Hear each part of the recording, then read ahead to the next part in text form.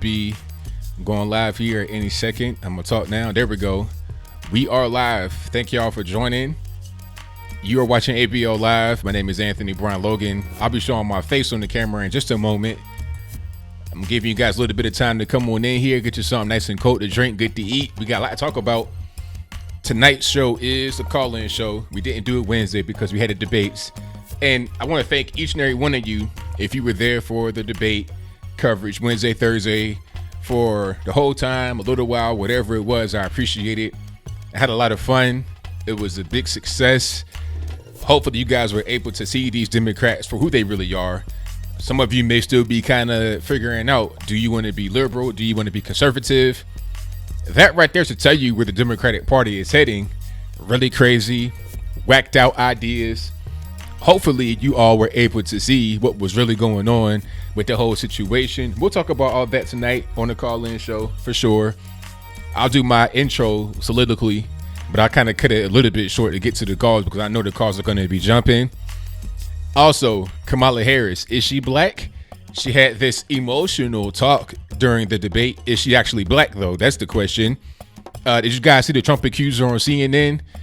Crazy as a $3 bill. Crazy as a cat in the hat shop, just really out off the wall, space cadet, just like Marianne Williamson, but we get to that in a moment. And also Google censorship, what's really going on with that. We'll talk about all those things and more on tonight's episode of ABL Live. And that is my cue to go ahead and get rocking. Thank y'all for joining. You're watching ABL Live. I'm Anthony Brian Logan. You could be anywhere in the world, but you're right here with me, so I appreciate you for that. We're going to go ahead and get into it. It's a whole lot happening, a whole lot going on. Oh, yeah, you guys, please like the video. Shout out to Matt McKee. Thank you for that. Like the video, share the video, subscribe if you're not subscribed already. We're almost at 300,000 subscribers. I predict I'll be at 300,000 by July 15th at the latest. So I thank all of y'all for helping me get from 0 subscribers almost to 300,000 in these years I've been on YouTube. I really appreciate y'all. You guys have helped change my life and also the lives of others, so thank you. But we're going to get into all of the stuff that's going on. It's a whole lot happening with these with the debates. Now I don't even know where. I mean, now my thing from the debates is that a lot of people who you thought may have been different, like Andrew Yang, how different are they? Everybody raised their hand when the question was asked by Savannah Guthrie, would you allow illegals to get free health care? Illegal aliens, free health care. Now, if you're sitting here, you a disabled veteran, you're just a regular person trying to scrape by, how can you vote for this party that's trying to give all these goodies and favors to people that's not even citizens, people that's breaking the law? If you get caught speeding through a red light, ain't nobody gonna give you no amnesty. They're gonna send you a picture of you doing the infraction in the mail and be like, pay that money right now. It ain't gonna be no, well, you're illegal. Nah, if you break the law, if you violate the law, it is what it is. Then they're trying to say, oh, crossing the border shouldn't even be a crime. It shouldn't be illegal to come into the country illegally. How much sense does that make? So if it shouldn't be illegal to come into the country illegally, then if I come into your house uninvited, unwanted, then that shouldn't be a really big deal either. I shouldn't get charged with home invasion, burglary, or anything like that. I should just get a ticket like a traffic stop and have that be that. It should be the equivalent of driving with a busted taillight. If that's how we're going to carry it, you know, like if nobody got killed or shot, then I should be able to go wherever I want to go. Now, if that's going to be the standard we go by, how about I be allowed to go into Nancy Pelosi's house? How about I go into Joe Biden's house and just do whatever I want? I go into your fridge, get me some orange juice, kick back, some s'mores, watch a little bit of TV, watching Netflix, sleep in your bed, put on your bathrobe and your slippers and have that just be that. And then I don't get brought up on any kind of charges. I mean, if you're going to go down this road, then let's be fair. You can't just have it be for select groups of people. That's racism. We can't have these race-based laws in America. Let's let the law apply to everyone evenly. Wouldn't that be what the SJW says? Oh, this law is too much applied to this group and not to that group. It needs to be equal. If that's going to be the case, and let's let it be the case. don't say crossing the border is not even a crime. Matter of fact, let's put that wall up. If it were me and I could be the king and I could rule by fiat, if I could be like Apocalypse from X-Men and I could just make stuff, I would have the wall be like tall as the Empire State Building from Imperial Beach, California, Pacific Ocean, all the way to the Gulf of Mexico, South Padre Island, Texas. I'm talking about the whole thing. I don't care if it's water right there, a mountain, whatever. I'm knocking down mountains, I'm damming up rivers, and I'm putting the wall all across the border. That's how I would carry it. You wouldn't get into the country, but we got to be humane, and we got to be environmentalists, and we got to be, all these different things. So we can't do that. Now we got to go down this road. But hey, what we're not going to do is make it be decriminalized to cross the border. Okay. But Democrats want that. Now, it's really funny how I kept seeing all these plans for illegal aliens, people that should not be here due to the laws we have on the books. They got rock solid plans for them. What about people that are here in America already? What about regular American citizens? Where was the plan for us? You going to tax us? Okay. Bernie Sanders said that when he was asked over and over again, hey, how are you going to pay for all these things? Are you going to raise taxes? After being asked, it felt like 1,000 times, he finally said, yes, we're going to raise taxes on everybody, including middle America. Middle America, actual citizens, actual Americans, people that pay into the system, we're the ones keeping this whole thing afloat.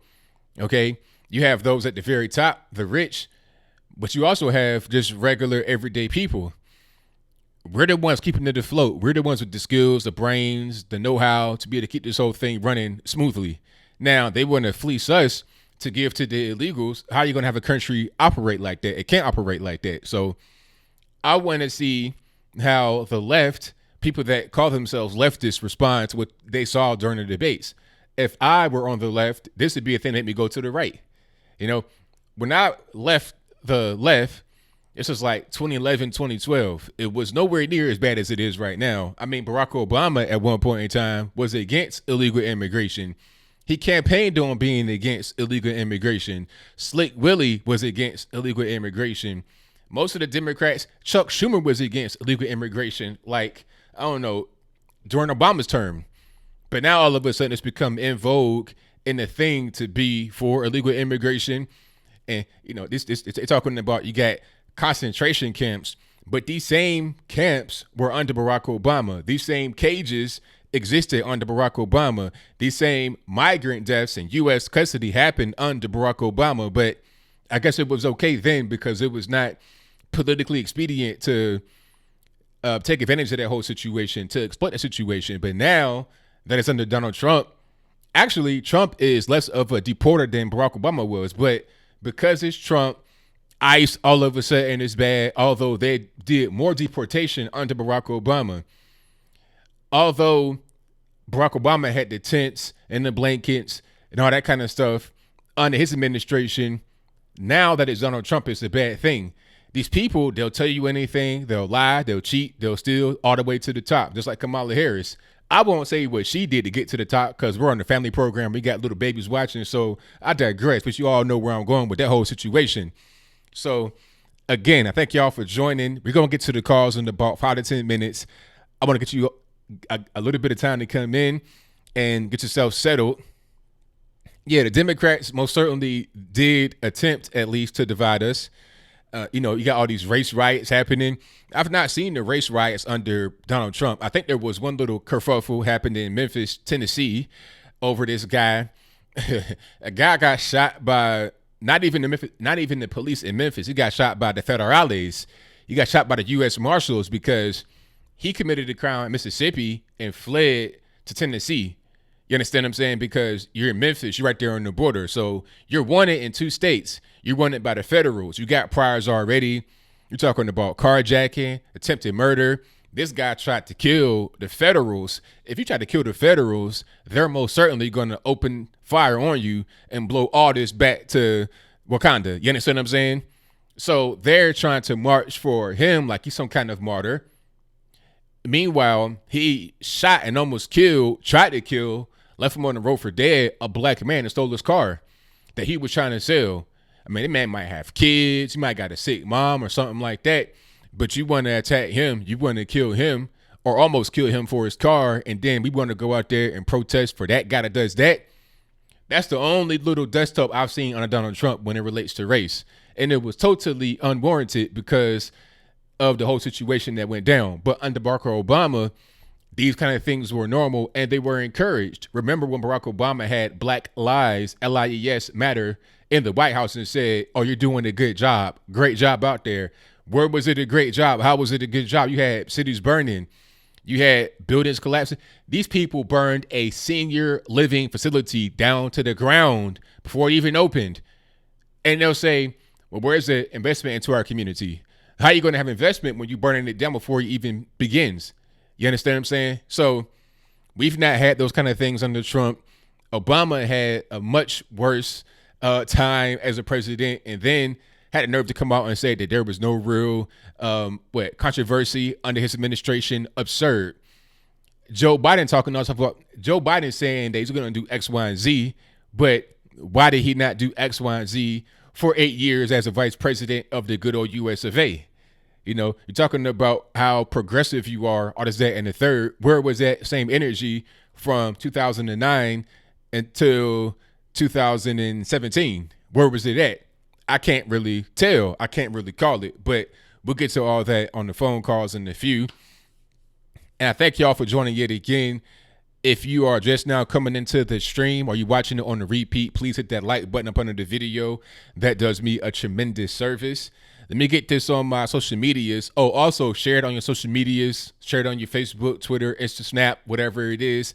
Please do that for me. I'd appreciate it 1000%. And if you see it, if you see me retweet it or post it on my Facebook, give me a like, give me a comment. All that good stuff helps me out tremendously. All right, check me out live right now. Let me get this on my Twitter.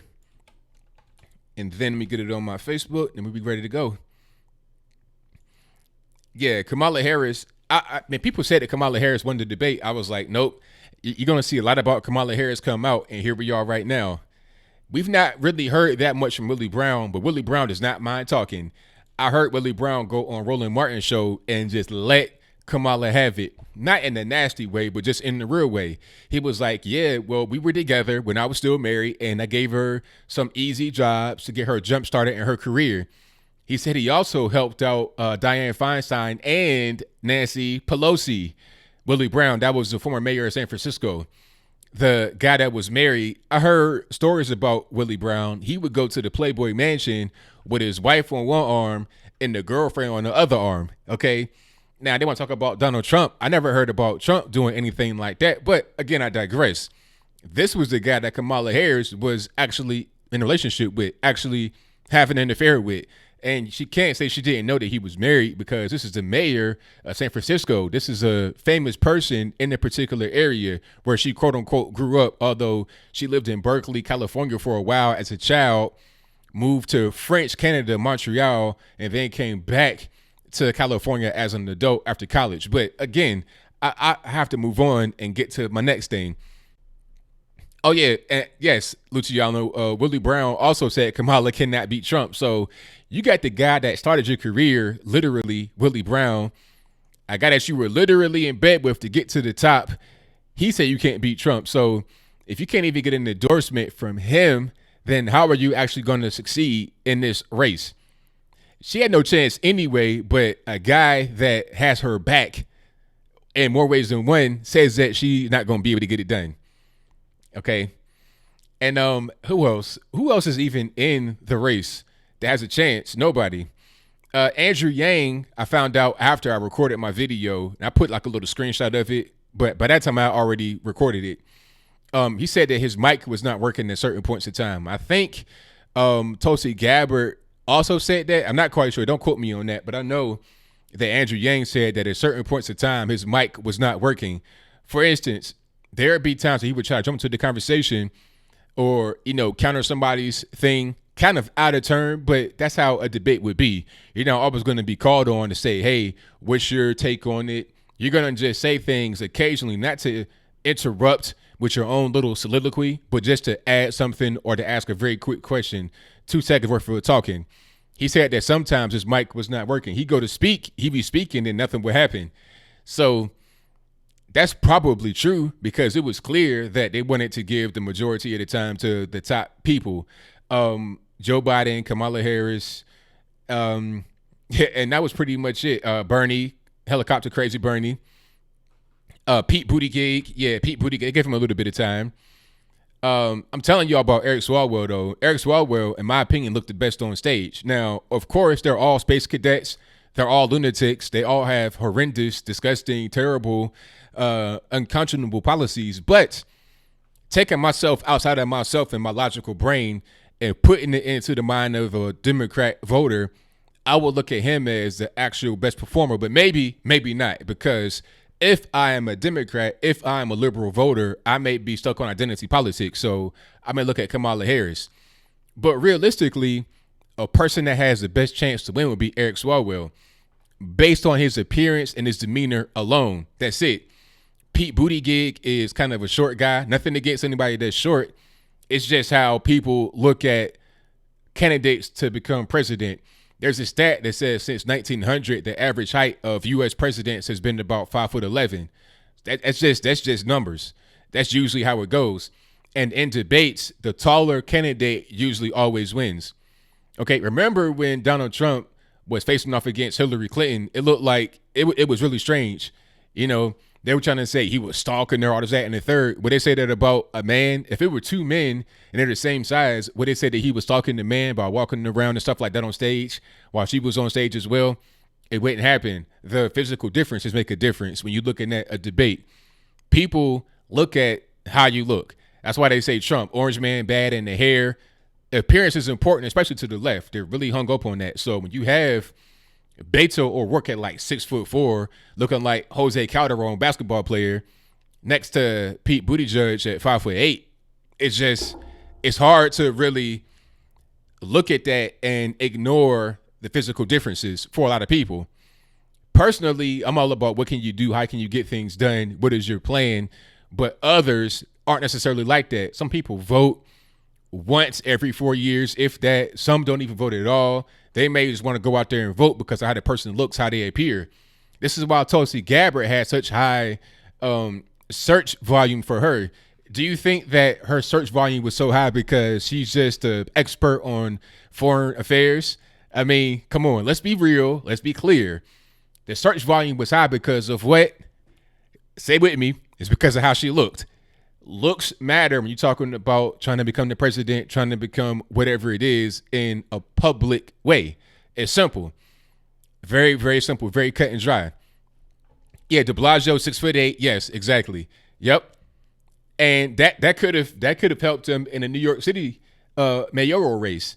Because let's be clear, de Blasio is probably the worst New York City mayor ever. However, his look may have gotten him an advantage over other people. If you're on a debate stage next to a guy that's 5'6", 5'8", or whatever, and here you are looking like Kareem Abdul-Jabbar, it's hard to ignore that. And sometimes that could be to the detriment of those that are voting for you because they're voting on your appearance, not your policies. With de Blasio, his policies are horrendous, but his appearance may have been better than the other guy who had better policies. AOC, another one. Okay, you got Joe Crowley, typical Republican guy in office, been there for a long time, nondescript. You probably don't know how he looks. Here comes AOC, 28 years old, moderately attractive, I guess, for a politician. She comes in there with zero experience, can barely put two words together, a moron, but she wins. You see, that's how we are doing things all of a sudden. And this little documentary that she's in called Bring Down the House, which was filmed by her super PAC. I think it's called Brand New Congress, and also just as Democrats. In a documentary, you had 4 women. Okay, now, is that a coincidence? No, it's not. The whole girl power situation is also an important thing to look at. That's why they're trying to push women. That's why they try to push Hillary Clinton. You know, it's a woman, the first woman ever. Identity, appearance, all that stuff matters, especially to the left. Their whole thing is identity and how you look. So I'm going to just leave that right there. Now, Bernie, it's amazing how Bernie looks so old, which he is, but has so much energy compared to Joe Biden. Joe Biden is on his deathbed, in my humble opinion. Now I want to put that on him. What I'll say is Joe Biden looks like he could be on his deathbed at any moment, and that's not even a slight. It's just calling it how I see it. He does not look well. He should go home, get some warm milk, some cookies, put a blankie on, and take a nap. Just go to bed and relax.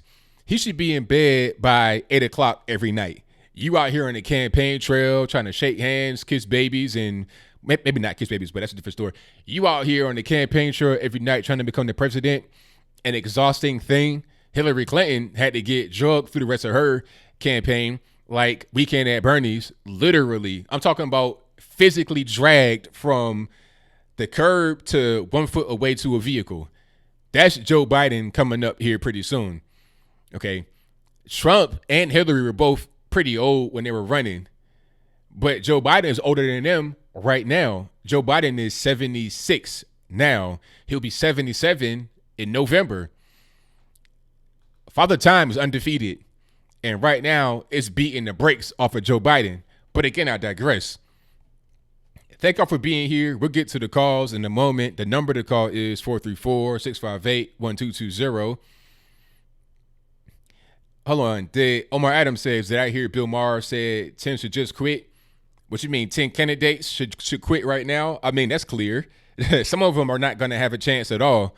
I mean, Marianne Williamson, Oprah's spiritual advisor, how was she going to have a chance? She should just stick to posting inspirational tweets on Twitter and Instagram and hanging out with O rather than trying to become the leader of the free world. She has no chance, none whatsoever.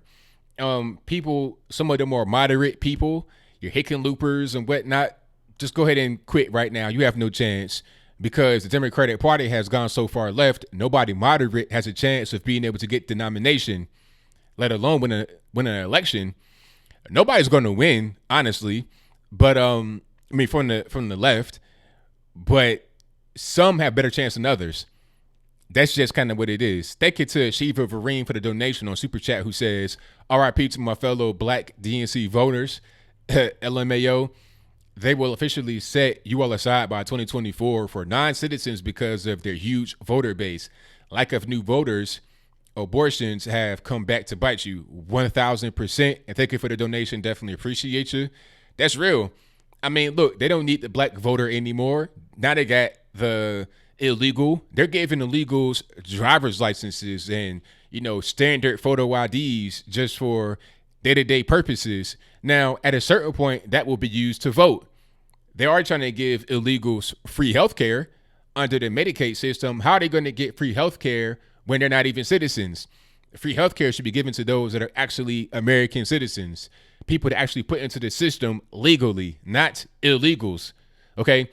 So if they're going to give illegals free health care, why not the right to vote as well? That's going to be the next thing. That's going to be the next ball that drops. They are doing that in California to a lower extent, having them vote in the smaller elections. The next thing is going to be, we want to have them vote for the president, the senators, House reps, all that in every election. They're living here. They shouldn't have their rights restricted to vote. It's too much. But thank you for the donation. Thank you to No Good, who says Portland Antifa today threw milkshakes containing quick dry cement. Heads up, journalists. Wow, really? See, stuff like that should be considered a terrorist act. If you're going to be throwing cement on people, I mean, what's next? Feces, urine? See, right there, that should be a felony offense because you're throwing harmful fluids, harmful things on people that could actually really injure them in a serious way, could cause infection and possibly death. Yeah, anybody get caught doing that need to get sent to the gulag ASAP. Make big rocks into little rocks all the rest of their life. That's how I feel about it. Like I said, if I could be the king, if I could rule by fiat, if you got caught throwing stuff like that, you get sent to the gulag for an undisclosed period of time until I say it's enough. That'd be how that goes. All right, but let me get to the other super chats. Let me go ahead and get rocking. I thank y'all for being here yet again. Thank you to Truth Seeker for the donation. Definitely appreciate you, boss. Thank you to Trainwreck, who says, if Kamala wins, it's rigged. Oh, 1,000%. She has no chance, especially since all these things are coming out about her over the past few days where people on the left are starting to be like, well, what's going on here? What's really happening? Shout out to Dante Mussolini, who says, who is your favorite Democratic candidate or least hated candidate? And do you like any of their ideas? My favorite candidate is Eric Swalwell, only because of how his appearance and demeanor are. That's it. I don't like any of his policies. I would say Tulsi Gabbard, her idea of being a non-interventionist is a good thing. And that's pretty much it. I can't say I have heard anything else I like from any Democratic candidate aside from that. But that would not be enough for me to vote for her, because she was one of the people, because everybody raised their hand when asked, would you give illegals free health care? Everybody raised their hand, including Tulsi, including Andrew Yang, including Eric Swalwell, including Joe Biden, Bernie Sanders, Marianne Williamson, Christian Gillibrand, the whole squad. Everybody raised their hand. So I can't rock with that. And, this whole thing about trying to confiscate guns, I'm not with it. Thank you to Shrimp Rock, who says, thank you to Shrimp Rick, who says, first player. I appreciate that 1,000%. Now we're going to get into the calls. The number to call is 434-658-1220. And if you can't see the number, it should be right here in the ticker. And I'm going to try to put it in the description box as well, so you guys can have quick access to it in case it's not right there available right in front of you. All right, so let me go ahead and just turn my desktop audio off so you don't get the loud ringing in your ear. All right. Yeah, Tulsi Gabbard, the only reason why she has a lot of popularity is because of how she looks. I think we all like the non-interventionist angle, but that's the only thing that she has, and it ain't nothing else. All of her policies, aside from that, are the same as everybody else. I think Andrew Yang has a UBI. Tulsi has non-intervention in war overseas, and that's about it. I think those are the only two ideas that aren't the same as everybody else's. But once you get out of that one particular thing, the rest of their whole platform is the same as all the other Democratic candidates. So they don't have enough to really break into any kind of moderate space, in my humble opinion, to get anybody that came from the left to the right, back to the left. All right, so let me go ahead and get into it. Let's see if Skype wants to work today. Hopefully it does. We got a nice little bit of volume here today. Thank you to all the new viewers to the show.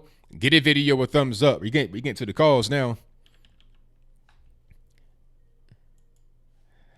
All right, 780, you're on the line. Who am I speaking to? Hi, Anthony. Hey. This is Liza Jean from Canada. Liza Jean, what's going on? I'm just going to make this short and sweet. All righty. All the people that thinks that, this whole DNC you hosted, I just can't believe this. They're all raising their hands for illegals. What happened to the blacks? What happened? Hey, that's what I want to know. That's really what I want to know. It's just like everything was kicked out from under them, and now they've got their new pets. I hate to say it this way, but it sounds like that. Well, that's pretty much what it is. They want to use the illegals for the same reason they wanted to use us. Easy voter base, they can count on us, it's reliable, to maintain power, to do whatever they want in the country.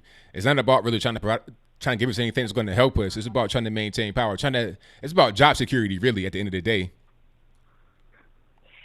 Well, what makes me really sad is that people who are talking about reparations, which I think is legitimate, they're not really watching the news. They're not really watching these people saying, you're has-beens. We've got a new population of voters. Reparations, I see a lot of fighting about reparations. Yeah, I see that. Yeah, I see that a lot. That's like happening a lot online, and people don't even understand that it's not going to come, because the conversation has moved on beyond the black community when you're talking about the Democratic Party, and they're going to be the only ones that issue it, and they are talking about illegals. They have a rock solid plan. I saw Kamala Harris, the so-called black woman, say it was like a whole list of things she wants to do for people that are here illegally, but nothing for the black community. So if there's zero plans, nothing in store for the black community, but a whole big list for illegals, we all know where the actual attention is now. So there should be nobody thinking that they're going to get reparations from these same people. How are you going to get something that big that it'd be bigger than any other entitlement when there is no plan at all for you, but plans for other people? Reparations are a non-issue. I mean, this needs to happen, but they're just kind of brushing that issue aside, and they're saying, okay, let's just provide everything for the illegals, and that's happening in Canada too. So I don't know what's going to happen down the tubes. I'm just watching this. It's interesting. Poor Uncle Joe, it's like his hands were duct taped to the podium, except for when Bernie was pointing his finger and Joe backed off. It's like, Joe, just you need to respect personal space. I don't know. I love what you're doing. We're living in very interesting times. Yes, we are. And in Canada, Canada's already gone down the tubes. Like, I'm looking to the U.S. Like, if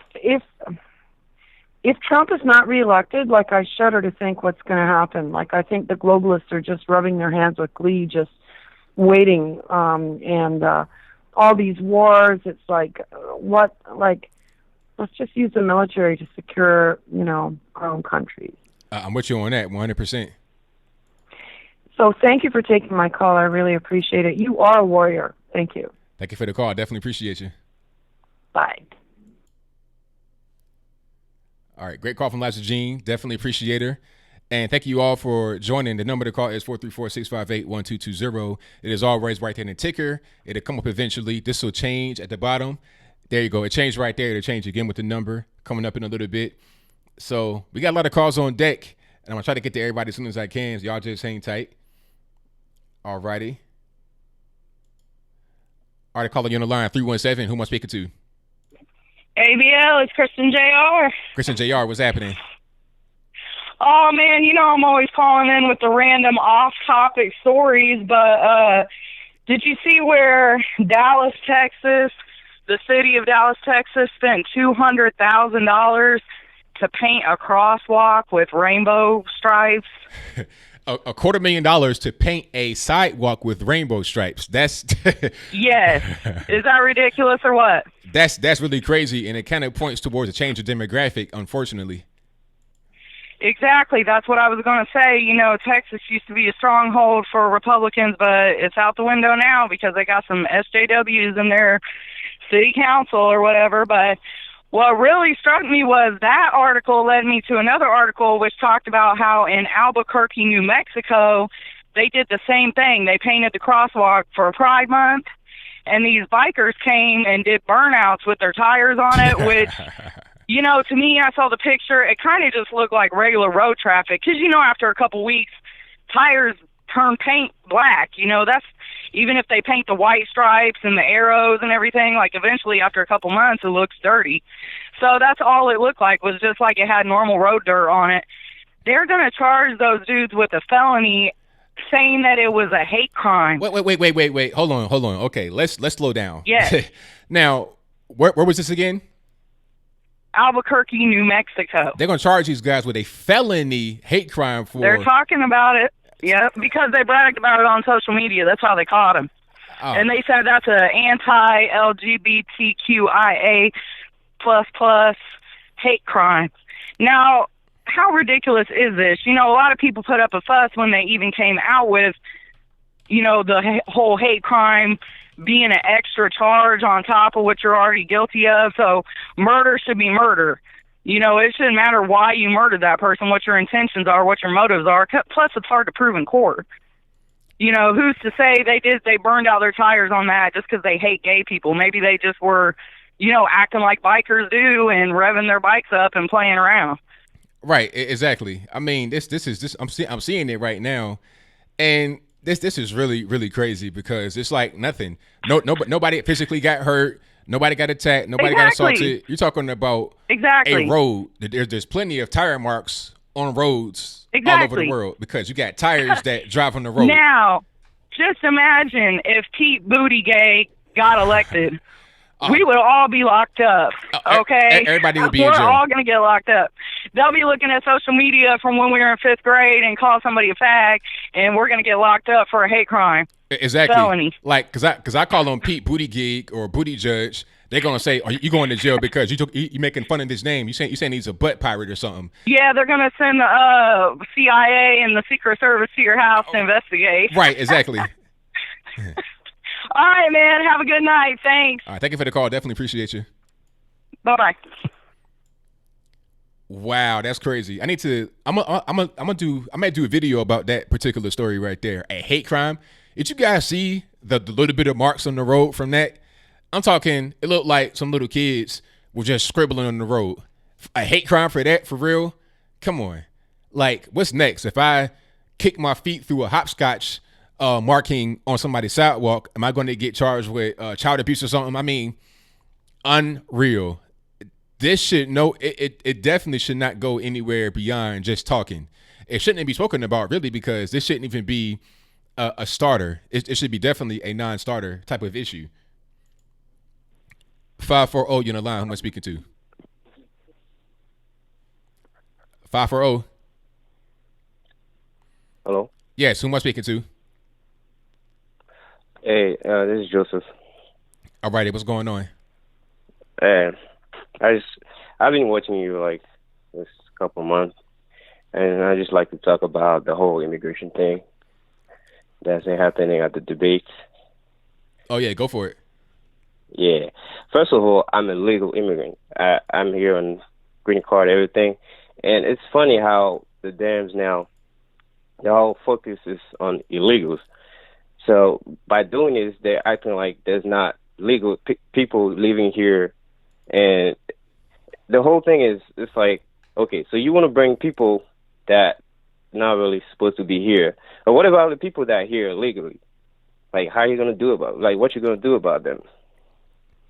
Yeah, I mean, the thing about it's like they think that people can't come here through the right way, through a green card or through a visa or something like that. Mm-hmm. I think they want to take advantage of those that are here illegally because they want them to be pretty much at their mercy. Okay. Exactly. Yeah. You're here illegally. If you don't do what we say, you're gonna get deported. You're gonna get sent back home. You won't be able to come through the border. They're gonna kill you in the holding stations. So it's kind of a way to exploit people, in my humble opinion. Yeah, because it's like we're just gonna keep you here, and you're gonna vote for us or whatever we want you to do. We're just gonna do it. Yeah. Exactly. Yeah, it's sickening. Like. Yeah, it is. Yeah, and the whole thing with the free healthcare for illegals, I'm like, are you really serious? Like, even if that was the case, like, how long do you think that's gonna go on? Like, people are just gonna come here and just have all the benefits of free healthcare, and you're gonna keep that for years after years? I don't think that's realistic. Yeah, I think that it's just trying to promise them whatever they can to just get more support, because they realize that they've maximized their support from the black community. Certain communities are already pretty much set who they're going to vote for. You may be able to sway some people here and there, some of the young people or undecided people occasionally, but they're trying to reach a new group, because I think what they want is for them to vote in elections, illegals to vote one way or another. They're giving them licenses right now. I'm seeing stories in New York and other places. Man. Like, yeah, and it's like, it's so funny now. Like, you see other countries, because I have family in Europe, France, and all that. You're never gonna find anybody that's illegal having any type of papers, like no IDs, nothing. They don't give you nothing. But you see here, they talk about giving them driver license. It's like I feel like the rest of the world is just making fun of America now. It's like you can't even believe it when you listen to people talking. Exactly, 100%. Yeah. It's just all right. That's all I got to say, man. I just hope you have a good show, and then I'll probably call another day. Well, thank you for the call, man. Definitely appreciate you. All right, great call. My man was on point too, 100%. And shout out to him for sure. All right. The phone calls will be coming in pretty fast and furious. The number to call again is 434-658-1220. It is right there, usually in the ticker. At a certain point in time, you'll be able to see it. But let me get to my next call. 228, you're on the line. Who am I speaking to?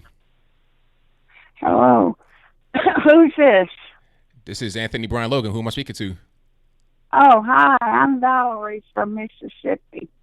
I just called in to tell you something that I noticed. There's a whole lot of illegals in Mississippi if people don't know it at all.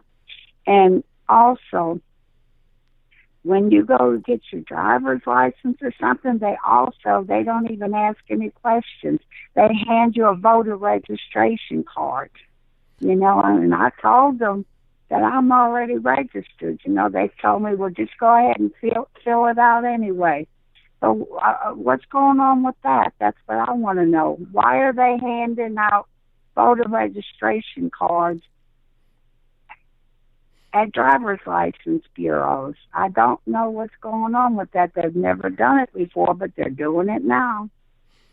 Yeah, I mean, I've seen that done before. When I was in Virginia, they would do that. But see, the thing is, it shouldn't just be willy-nilly, because some places they're allowing illegals to get driver's licenses. So if you allow them to get driver's licenses and you're saying here, register to vote, that's a problem, because there's no checks being done. It's a big problem. Yeah. Isn't that illegal? It has to. Yes, it is, because you can't be a non-citizen to vote in elections. Huh. Well, I don't know what's going on. I don't know if they're doing it in all the counties in Mississippi, but they're doing it in Harrison County. That's one of the bigger counties. It's right on the coast, where all the gambling is. Yeah. And we have a lot of illegals here, and they hire them at the casinos. Mm. And I think they hire them for cheaper, because my daughter was working at a casino, and she got laid off, and she got replaced by an illegal. Wow. And then they're probably giving them less money or under the table. Yeah, well, no, they pay them with a check. That's how they pay. But my daughter was making like $18 an hour. I don't think they're hiring these people at $18 an hour. Oh, no, because, that'll defeat the purpose, because, people, they got language barriers and all that. So why would you pay somebody that has challenges speaking English the same amount of money as an American citizen that can speak English? It'd be less money for sure. Well, my daughter wasn't a dealer or nothing. She was she worked in the kitchen. She was a cook. Mm. So you don't have to really speak English to be a cook. Got you. You just follow a recipe. They have standard recipes, You can't vary from the recipes. Have you ever eaten at a buffet in a casino? The food always tastes the same because they follow the recipes, and they're easy to follow. It's just numbers and mix, 2 cups of this, 2 cups. I mean, if you're too stupid to figure that out, that's really silly. Right. I was wondering if I should bring that to somebody's attention at the courthouse or something. Hopefully so. A city council meeting, courthouse, your local representatives. Yeah, city council. Yeah. City council meeting. Yeah, they have them all the time. Okay, that's all I've got to say. But I just want to let you know what they're doing. And they're doing it in a lot of different things. If you ever eat in cafeterias, we've got cafeterias here that are not in casinos like Morrison's, and where you just go for lunch. And in the kitchen, you don't have to read English. All you got to do is know how to read numbers. Gotcha. To follow recipes. Okay, I love your program. I watch it all the time.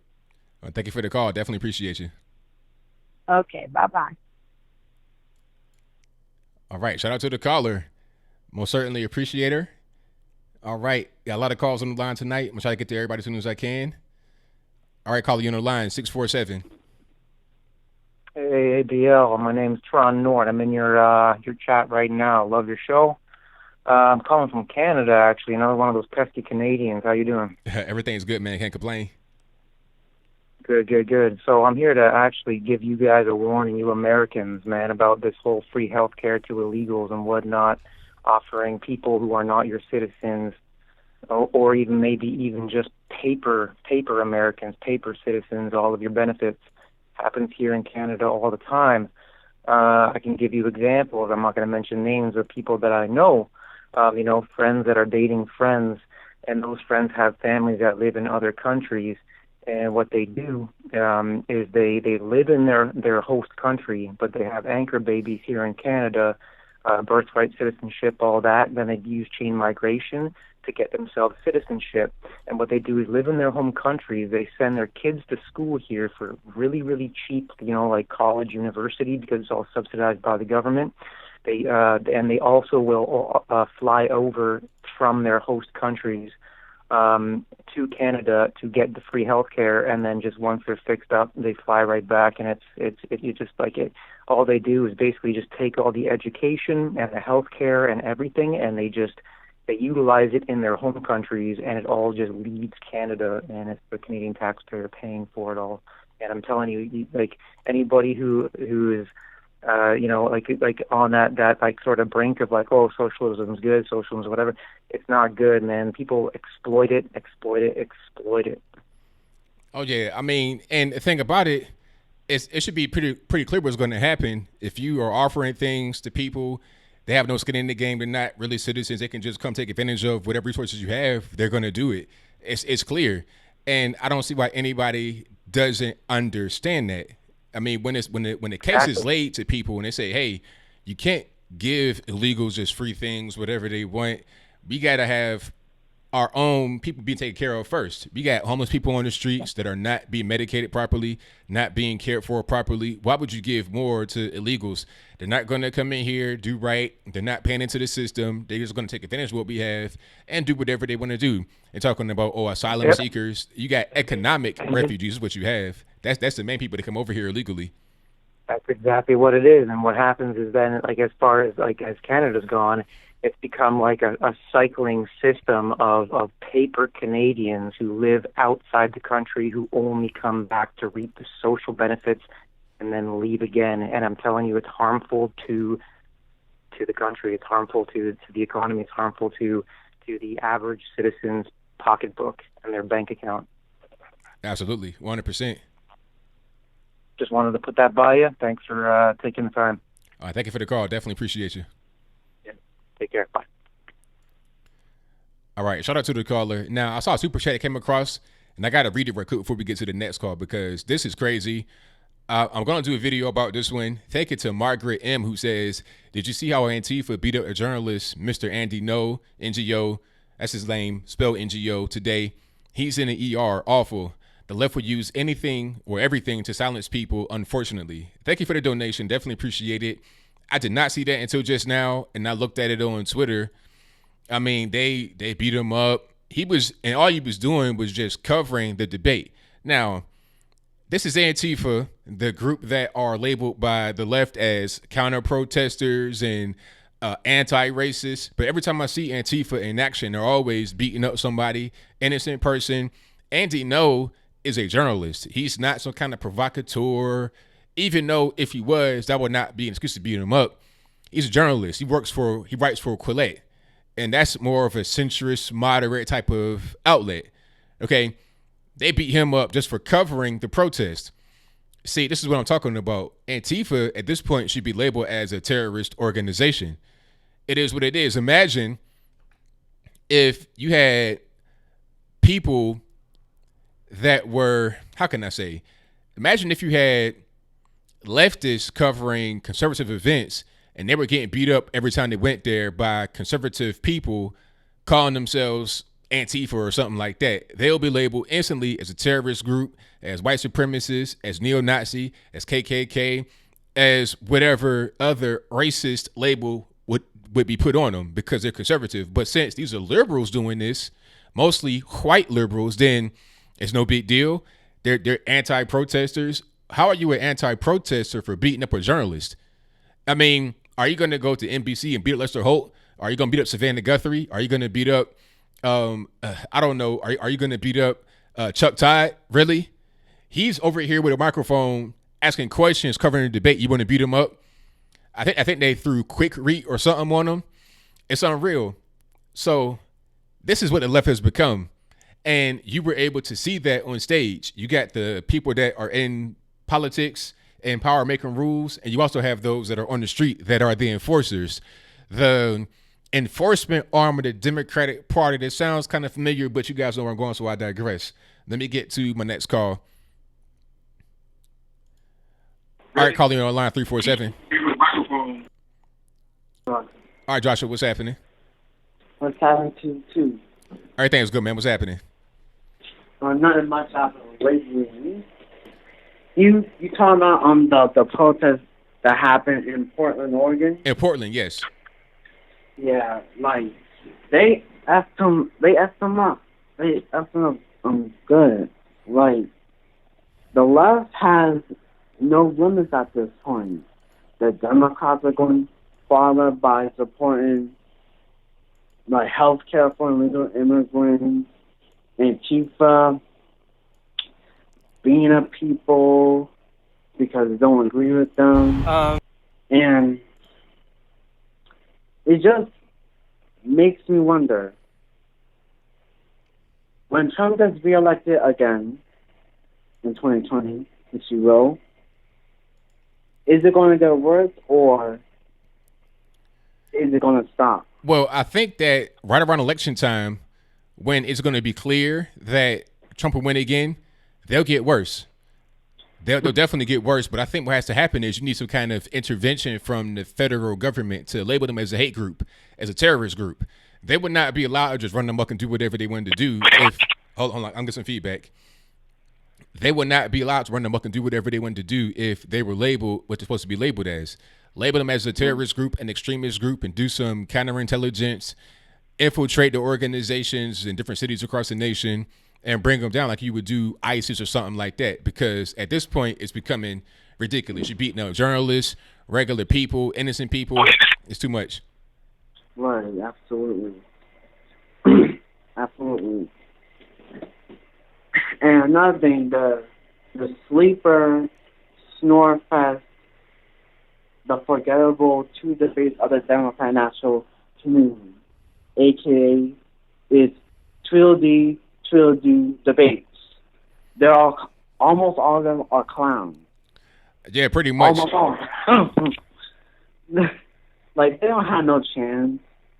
Eric Swallow doesn't have a chance. John DeLane does not have a chance. Like, the only possible nominees are these three candidates. Number one is Harris. Number two is Warren. And number three is, I don't know, let me just throw out the water. Tulsi Gabbard. Joe Biden is done. He is done. He was terrible. He was abysmal. He was bad. He was awful. You should just retire from politics altogether now. You're like 76 years old. Get the hell out of politics altogether. Yeah, pretty much. I mean, some of these people have no business really being in politics, especially not trying to become the president anymore. You're 76 years old. 80 is approaching you fast and furiously to be here before you know it.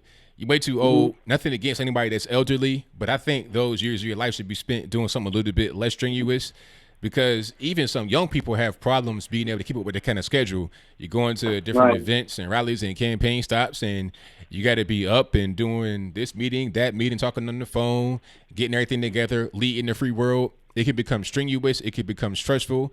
And to a person like Joe Biden in his elderly years, it can be too much. It's already too much right now. I saw him during the debate. He was totally exhausted, eyes glazed over. He looked like he was ready to go to bed right there on stage. So, he need to go ahead and just drop on out because he's not able to physically do this. Yeah. And also part of it is that I watched Tim Pool's video today about the debate that if you like voted for Barack Obama in 2008 and 2012, you mean more further right to the Democrat Party at that time. It just shows how far left the Democrat Party has become. They've become so unrecognizable. They're ignoring the middle America and ignoring the moderates as well. Right. Because That's pretty much what it's become. And it's kind of like they did it to themselves. They backed into a corner because they supported all these things, all these so-called progressive ideas, all this trans this and race that, and all these different things. So now they've been able to gain a base that supports them on those things they supported over the past few years. So now they can't really do anything else other than that. They got to stay right where they are, because if they reverse course, then they're going to lose ground, and then they have no chance at all. Right now, they still got a chance, and in their mind at least. But if they reverse course, there's definitely not a chance for them anymore. Not on a federal level, or on a national level for sure. right. And another thing I want to talk about is an incident that happened 2 days ago. Actually, yeah, 2 days ago. I went to a pizza shop in downtown Brooklyn with another Trump supporter. I was talking about how Trump is good. Then, moments later, the TV it was on The View, a very left-wing show, and one old lady asked me, "Trump is not exactly the word Trump is a buffoon." Then I told her Trump is a good president, and she was like, "What?" Yeah, she went trying to hear that, huh? Yeah, no. And she said, how Trump is a good president?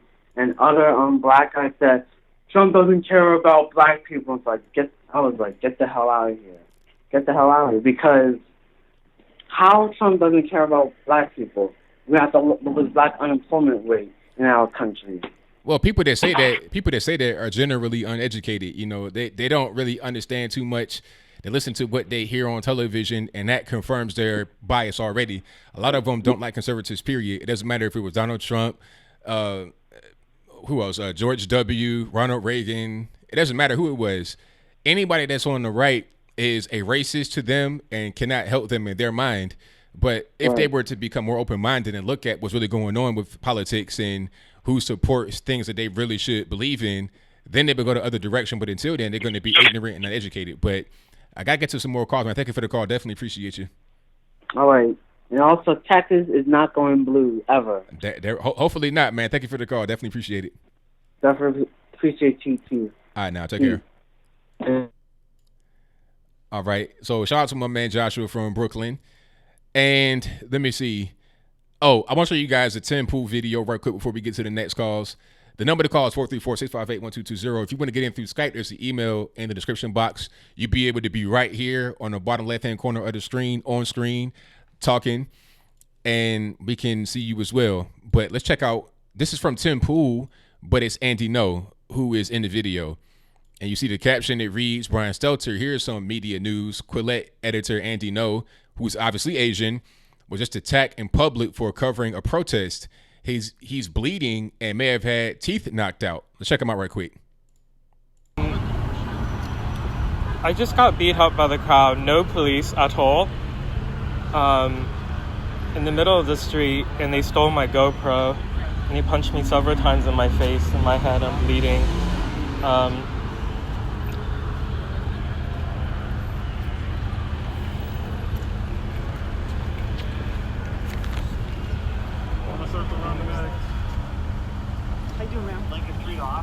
Where the hell were all of you? Can you talk to me? You know where you're at? I had been assaulted twice earlier today and reported it to your colleagues. Hey, and nothing was done.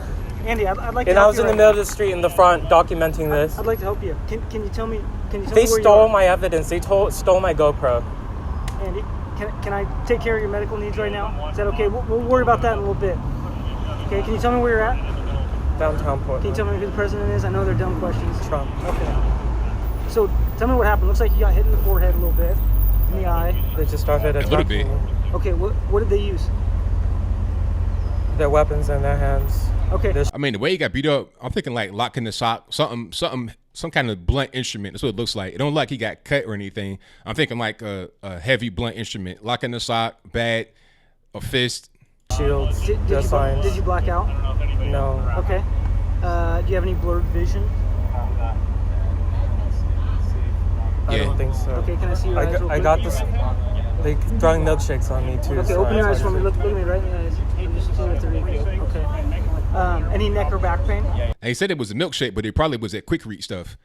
Because that's what was talked about earlier. Somebody said that they're throwing quick read and they're thinking it might have been a milkshake, but it wasn't. You know, quick read is like a liquid substance. You throw it and it hardens because it's concrete. Not in this position. Okay. So other than the obvious ones you have on your face, anything else on your body hurts? I get that. I just want somebody to I don't know. It's stinging though. I think because I have cuts on my face. Can you lean forward for me? So yeah, man, that's really crazy. A journalist getting beat up. Asian guy. Why? For what? I mean, he was alone because, I mean, why would a journalist, do you need security to be a journalist? I mean, like, he was covering a protest. Do you have to have, like, bodyguards with you? I don't know. All right, call you on the line, 954. 954, you're on the line. Yes. 954, can you hear me? Yes, I can hear you. All right, what's going on? Is it live? Yes, we're live right now. What's happening? Yeah. I'm just calling just as, I guess I expected to hear. I was a former Bernie's photo, and I just want to say, man, I was wrong, man. It's like you woke up that one day and you realize you're in the wrong party the whole time. Hey, I can relate to you, man, for sure. Yeah, it's just Bernie. I just kind of just woke up to what Bernie was. He's a radical, and then it looks like he just opened the floodgates and just turned all these other Democrats into just radicals, crazies. So, was there any one moment where it kind of clicked for you, or was it a gradual process? It was after the election. I was still on the anti-Trump train, but slowly 2017 early, and then later on, I just started realizing like the truth that all these leftists are lying, and then I just became more hesitant to Trump. I wasn't the biggest fan of Trump, but I just kind of took the guy. I opened myself to him and just kind of understood where he was coming from and his supporters. So, and as I went through college in my freshman year, I just had having a more open mind about it. Okay, I mean that sounds good to me, man. Just being open minded, that's the way to be. So you can, not be closed off, and if an idea comes along that sounds good to you, you be open to it, and if it works out well for you, you can practice it in your life. So that sounds good to me. Yeah, since how embarrassing this all is, I just said to myself, I'm here down here in Florida. I'm a string stay, and I just said to myself, if it's going to be these crazies versus Trump, then fine, I'm taking Trump with me. And you know what? I think that a lot of people feel the same way you feel because the left has gone so far off the deep end. I mean, at one point in time, I suppose they were kind of moderate as a collective, as a party, but those days are long gone. They're gone so far off the deep end that those who may still kind of be on the left in their mind are left on the island by themselves. And they have no choice but to go to the other direction. To get to some kind of safety, they have to go to the nearest place, which is the right. And that's happening a lot all over the country. So you're in great company. Yeah, I appreciate your call, man. All right, thank you for the call, man. Definitely appreciate it. So. All right, shout out to the caller. Yeah, that's happening a lot. It's happening all over the country. People that are just finding themselves like a man without a country.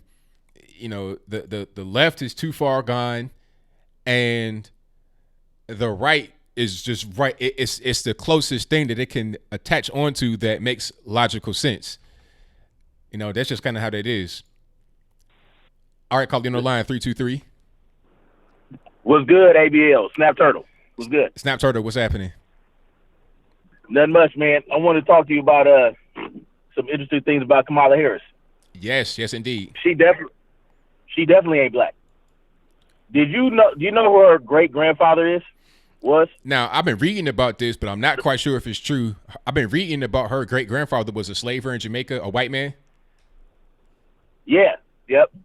Not only that, but her father did an op-ed somewhere. I forgot where the article was, but he said he drew inspiration from his white slave owner granddaddy. Wow. And and when it comes to his mother, he doesn't even acknowledge the race that she is.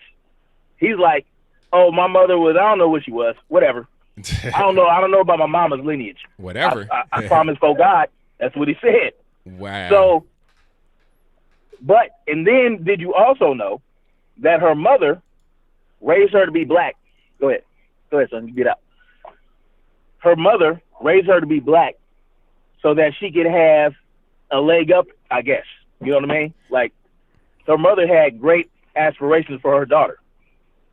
So not only was her great-granddaddy a slave owner, but he was an inspiration to her father, and he don't even want to acknowledge what his grandmother was. So isn't that interesting? That's about very Kamala Harris? That's very interesting. And then the whole thing about her being raised to be black was also very interesting because her mother being from the Indian subcontinent. I saw Mindy Kaling, her brother pretended to be black to get into a HBCU on a free ride. Wow. Yeah. So I'm not surprised at all. That makes a lot of sense. Yeah, and I'm telling you, man, this was definitely a clown car last night. It's amazing the whole.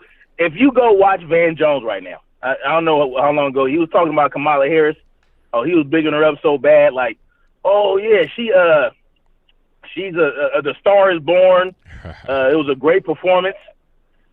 A great performance, right? Mm-hmm. Are we talking about a 3-ring circus, or are we talking about the presidency? Like, right? Exactly. What are we talking about when we say this is a great performance? It's oh man, this is amazing. Like, this is wow. We're in trouble. Yeah, they're in trouble, man. Yeah, it's pretty serious. It's not really a game because these people, I mean, it's possible they could get elected. I think it's a long shot, but it's possible they could get elected. They're talking about free health care for illegal immigrants. You got all kind of questionable things in their past. Yeah. Kamala Harris coming off like some kind of freedom fighter, some kind of civil rights icon. But meanwhile, when she was attorney general, black men getting locked up, innocent black men, she don't even really care. Yes. Yeah. No, it what's interesting too is that that they don't care about black people no more. Oh nah, we're passé. We old school. We're retired now because now they got the illegals. Yeah, and Elizabeth Warren was I think she brought it up yesterday, right? About what day was that? When she said something about black people not having economic empowerment, and like no one cared about that. Like no one's talking about reparations, no one's talking about this, no one's talking about that. And I don't know if you know, when Bernie went on the Breakfast Club, that fool Charlemagne asked him about reparations, and Bernie said, "What's reparations? What is that? What is that?" and then Charlemagne was like, "I don't know, a check." So you see what's going on here? Like, not that I never believed that we're not getting no reparations, but it's funny how they had that hearing, and after that hearing, none of these people are talking about that. You know what I'm saying? So what I'm calling the Democratic Party now is the Pandercratic Party. So from now on, I'm referring to them as the Pandercratic Party because it's so obvious and ridiculous that, I mean, oh my God, like, people got to wake up. I mean, minorities, everybody on that side, they're so far left. You were talking about Tim Pool. It's very interesting you're talking about Tim Pool because the first time I heard about him was after the debates. And even he, I guess he's a Democrat. Yeah. He was talking about, oh, man, they're way too left. Oh, this is crazy, man. Like, come on. People got to wake up, man. But anyway, I'm going to let you get back to it, man. Doing a great job. All right? All right. Thank you for the call, man. Definitely appreciate you. Peace, everybody in the chat. All right, now, peace. Peace. All right. Great call from my man, Snap Turtle, for sure. Great call. Yeah, we have the Democratic Party has no more use for us anymore. They can pretty much just throw us away. That's just what that is. You know, it's really unfortunate, but it is what it is. When you get to my next call, though, the number to call is 434-658-1220. Right there, I'm putting me. I'll get to the next call. 3 and 4, you're on line. I'm speaking to. Hey, what's up, man? This is Terrence. How you feeling, brother? Everything's good, man. Can't complain. Listen, I want to just talk about something real quick. Lately, a lot of people been bringing up, with Joe Biden and his quote unquote segregation is passed or whatever, right? Yeah. And so they always talk about these senators, right? And they said, but they never mentioned that all of the segregation of senators were all Democrats. That is correct. I'll say the same exact thing because they're framing it like, oh, they were on the other side and you trying to work with the other side. No. They were in the Democratic Party. You are right next to them in the chamber, sitting right next to them. Like you got the seat right there. So these are your colleagues, your direct colleagues. Exactly. And then so I seen Joe Biden. He did this little the other day. He was with Jesse Jackson and them. It was really disgusting. Oh, that's a firework, man. I thought somebody was shooting.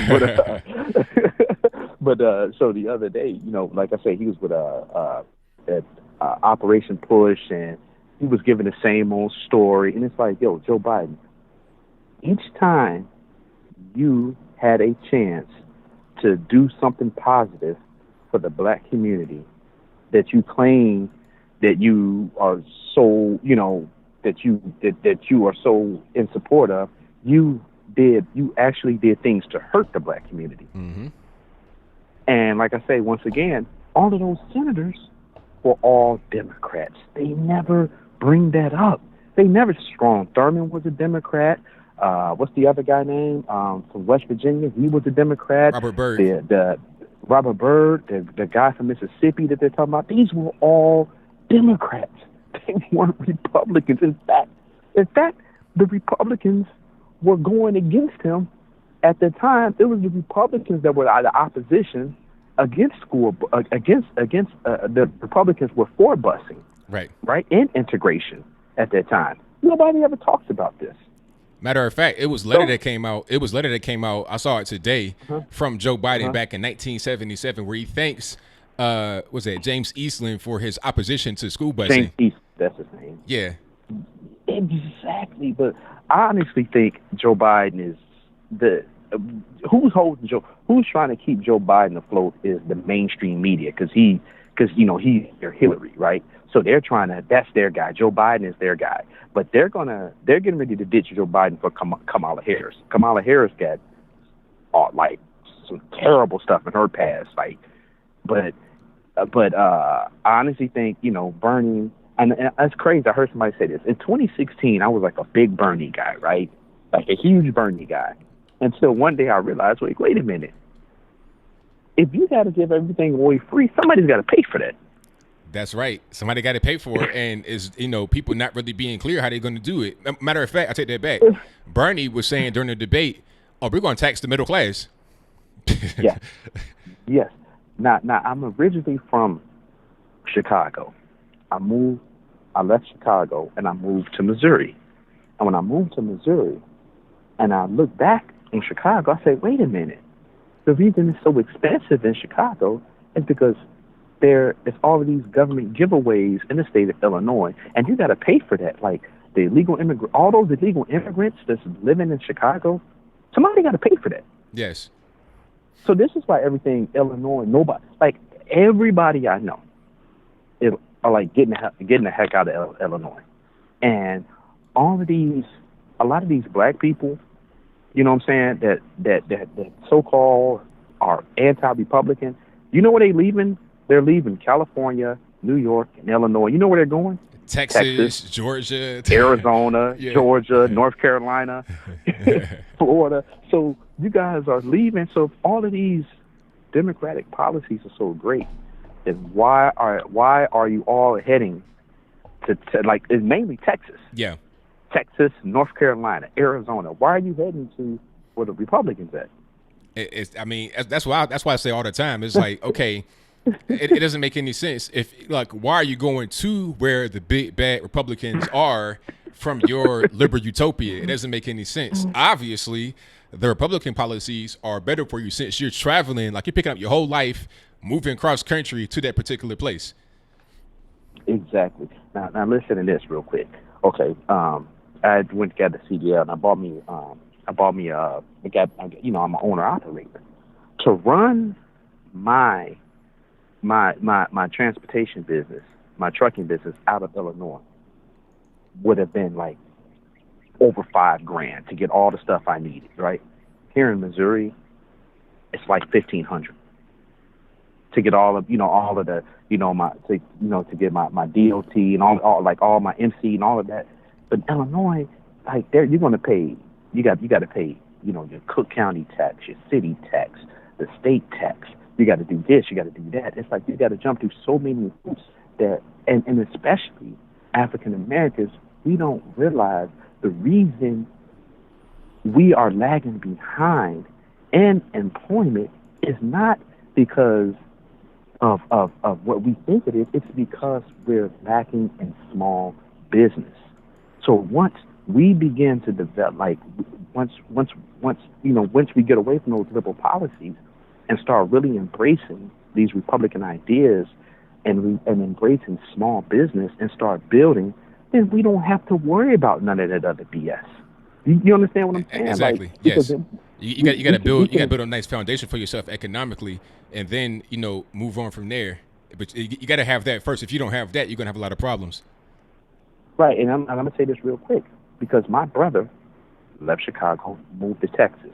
He started driving. He saved his money, bought him 3 trucks. Right. When he got him 3 trucks, he told me, he said, "Go get your CDL. You can drive one of my trucks." So I went, got me a CDL, started driving for him, right? Now I got my own truck, and I'm, get me a one or two, like probably 2 more, and then my younger brother under me, I'm gonna do the same thing for him. So that's the way it works. It doesn't work going to people for begging with your hand out. That's the way this game works, man. Absolutely. Just like that. That's the way it works, man. But yeah, I'm gonna let you go. But like once again, y'all watch that. I watched that debate, man. It was hilarious. Bernie screaming. Joe Biden was disoriented. He didn't know whether he was coming or going. Does he look like Bob Barker? I thought it was just he does like Bob Barker. I ain't noticed that until just right now. It looks just like him. The same kind of slim face and yep. Right. He didn't know he was coming and going. The guy on the end kept screaming about how young he was. I forget his name. Pete Buttigieg is just full of BS. Like he's what they thought Beto O'Rourke was going to be, an empty suit that can they thought Beto O'Rourke was going to be a white Obama, like a bunch of a suit was just can say a whole bunch of stuff, but Beto O'Rourke melt down. He's out there speaking Spanish. Cory Booker was speaking Spanish, but he sounded like Arnold Schwarzenegger. It was just ridiculous, man. It was ridiculous. What's the hippie lady name that says Marianne Williamson? Yeah. He was Andrew Yang, looked like he was, it was sleepy time. It was just, it was like, and I told my sister, I was just telling her, I said, if you guys think that these people can beat Trump, like, you are crazy. Like, Trump is probably like putting his hands together, like, oh my God, like, this is amazing. Like, it'd be too easy. The economy is booming. The economy is, because what they're going to run on? Right. What they're going to run on? They say he says mean things. Right. I mean, that ain't gonna get it done because people are trying to get money. They're trying to work. I don't care about these little comments in Twitter. Look, I'm trying to get money. So what's up? I got to get a job. So if you're not talking about that, then you might as well go to the next person. Right. And you know what's funny is, he calls Joe Biden Sleepy Joe. Mm-hmm. And so when Joe was talking, and Joe was like, well, he just cut it off like, oh, well, my time is up. I'm like, yo, he's sleepy. That's why his time is up. He keeps saying his time's up because he's tired. He's sleepy. He didn't want to talk no more. Like, he was done. Like, after, because I noticed that because most people would just make their point and all that. He would just be rushing to get to the end of the time. They'd be like, okay, I'm done. I'm gonna stop right now. I can't go no more. He was sleepy, man. Somebody was like, he had like his nap. It was past his nap time, and he was like, it's nap time, sleepy time. And I looked at him, and Elizabeth Warren, she was doing her best to seem like she's like super, cares about people. And I'm like, yo, you're the same woman that lied and said you were Native American just to get a scholarship. So cut it out. Like, right. I can't take you serious. And bunch of other people on the stage. I had no idea who they were, and it's just like, ah, man, this is and this the biggest phony fraud I've ever seen. He just out of everybody. And it's sad to say this because I'm a black man too, but Cory Booker disgusts me the most. Cory Booker seems like the type of guy that would do anything. Like, Yeah, Cory Booker, he was not. Yeah, he pretty much should do whatever it takes. So you take it how you want it. If tomorrow, if everybody got up tomorrow and like Cory Booker to me has no morals. Like if they got up tomorrow and says, well, the American people, if the popular thing was tomorrow was, to go, dig a hole and stick your head in the ground. Cory Booker would be literally out there like, I have my head in the ground. Right. Why don't you like me? Vote for me. My head's in the ground. Yeah. You kind of breaking up there a little bit, man, but I got to get to some more calls too. All right, thanks, bro. All right, thank you for the call. Okay. All right, shout out to the caller. Great call. And I have this letter from Joe Biden that he wrote to James Eastland, and I'm gonna put it on the screen. I had it on the screen earlier. If you couldn't see it, I'm gonna just go ahead and read it for you. This is when Biden was in the Senate, Delaware, of course, June 30th, which is tomorrow, actually, 1977. The Honorable James O. Eastland, room 2241, DSOB, Washington, D.C., 2510. Dear Mr. Chairman, I want you to know that I very much appreciate your help during this week's committee meeting in attempting to bring my anti-busing legislation to a vote. Anti-busing legislation. This is Joe Biden writing this. I am hopeful that the bill can be voted on at the next meeting, and with your assistance, I am confident there is sufficient support for approval by the committee. Again, many thanks for your help. Sincerely, Joe. Now, what is he going to do about that? I don't know how they found this letter from 1977, but hey, they got it, and they put it out there on Front Street. So what is he going to do? Talking about, I was not against busing. I can't tell. This letter says otherwise, But again, Kamala doesn't have much of a chance either, but she got him on this whole busing situation. Although he tried to kind of like backpedal and be like, well, I was against federal legislation. All right, we'll see about that. Okay, let me get to my next call.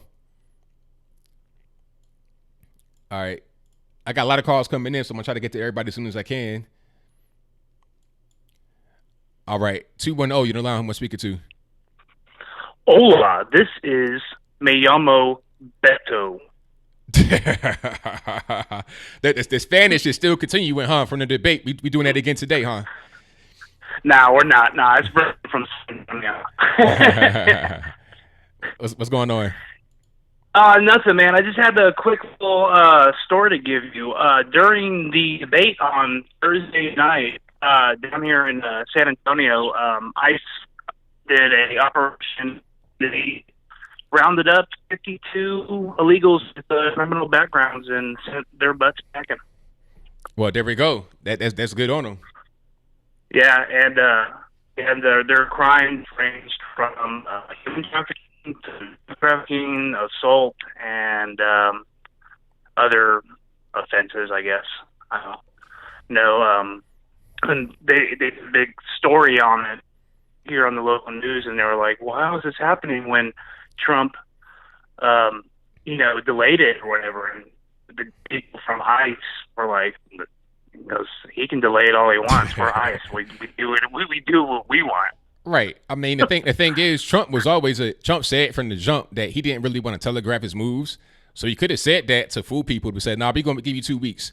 And then, like, that same night, they come in to get everybody. Hey, that could be a strategy. Whatever it is, it worked. Get these criminal aliens out of here, because one thing people don't understand is that when these ICE raids happen, a lot of times you're talking about dangerous people that should not be in the country. Exactly. And people, I was telling people, they're like, 52, that's a lot. Going on, 52 is better than nothing. Exactly. One of those, it only takes one to ruin somebody else's life or multiple people's life. You know, like just with, you know, like when you look at these angel families and stuff like that. So it's just, you know, I mean, that's these 52 offenders per You state. kind of breaking up a you know little what I bit. mean? You kind of breaking up a little bit there. Oh, I'm sorry. Hey, I'm gonna go ahead and let you go then. All right, man. Thank you for the call. Definitely appreciate you. Yeah, no worries. You have a good one. All right, same to you. All right. All right, shout out to the caller. Yeah, 52. I mean, it may not be a lot, but it's better than nothing because, you know, a lot of these people have been here for a long time, just kind of just in the wind, not really being able to get out of here. But let me get to my next call. All right, call you on the line, 817. Yeah, is this Anthony Bourdain? I mean, Anthony Brian Logan? That's me. Who am I speaking to? Oh, okay. My YouTube name Zorro0. I don't know. I guess I can give you my first name, Michael. All right, Michael. Do me a favor. Turn your speakers down in the background for me, please. Oh, okay. All righty. You hear me? Yes, I do. All righty. So what's on your mind? Well, I was curious if you're familiar with Candace Owens and her Blexit movement. Yeah, Candace is a friend of mine. I went to a Blexit rally in Richmond. When I saw one that she did in Dallas, and I saw a lot of white faces in the crowd, and I just wonder if that's going to discredit her in the eyes of black voters, like if they're going to think that she's just pandering to white Republicans or something. I mean, you may have something to think that, but those that are awake and away from that racism, they're not going to think that, you know, because the rally's open to whoever wants to come. So it doesn't matter who you are. You can be whatever race. We're not going to just deny people. I mean, we could have a thing where you say blacks only and not allow anybody white there. But the reality is there are going to be white folks that help with this whole situation by trying to get black folks into a better position.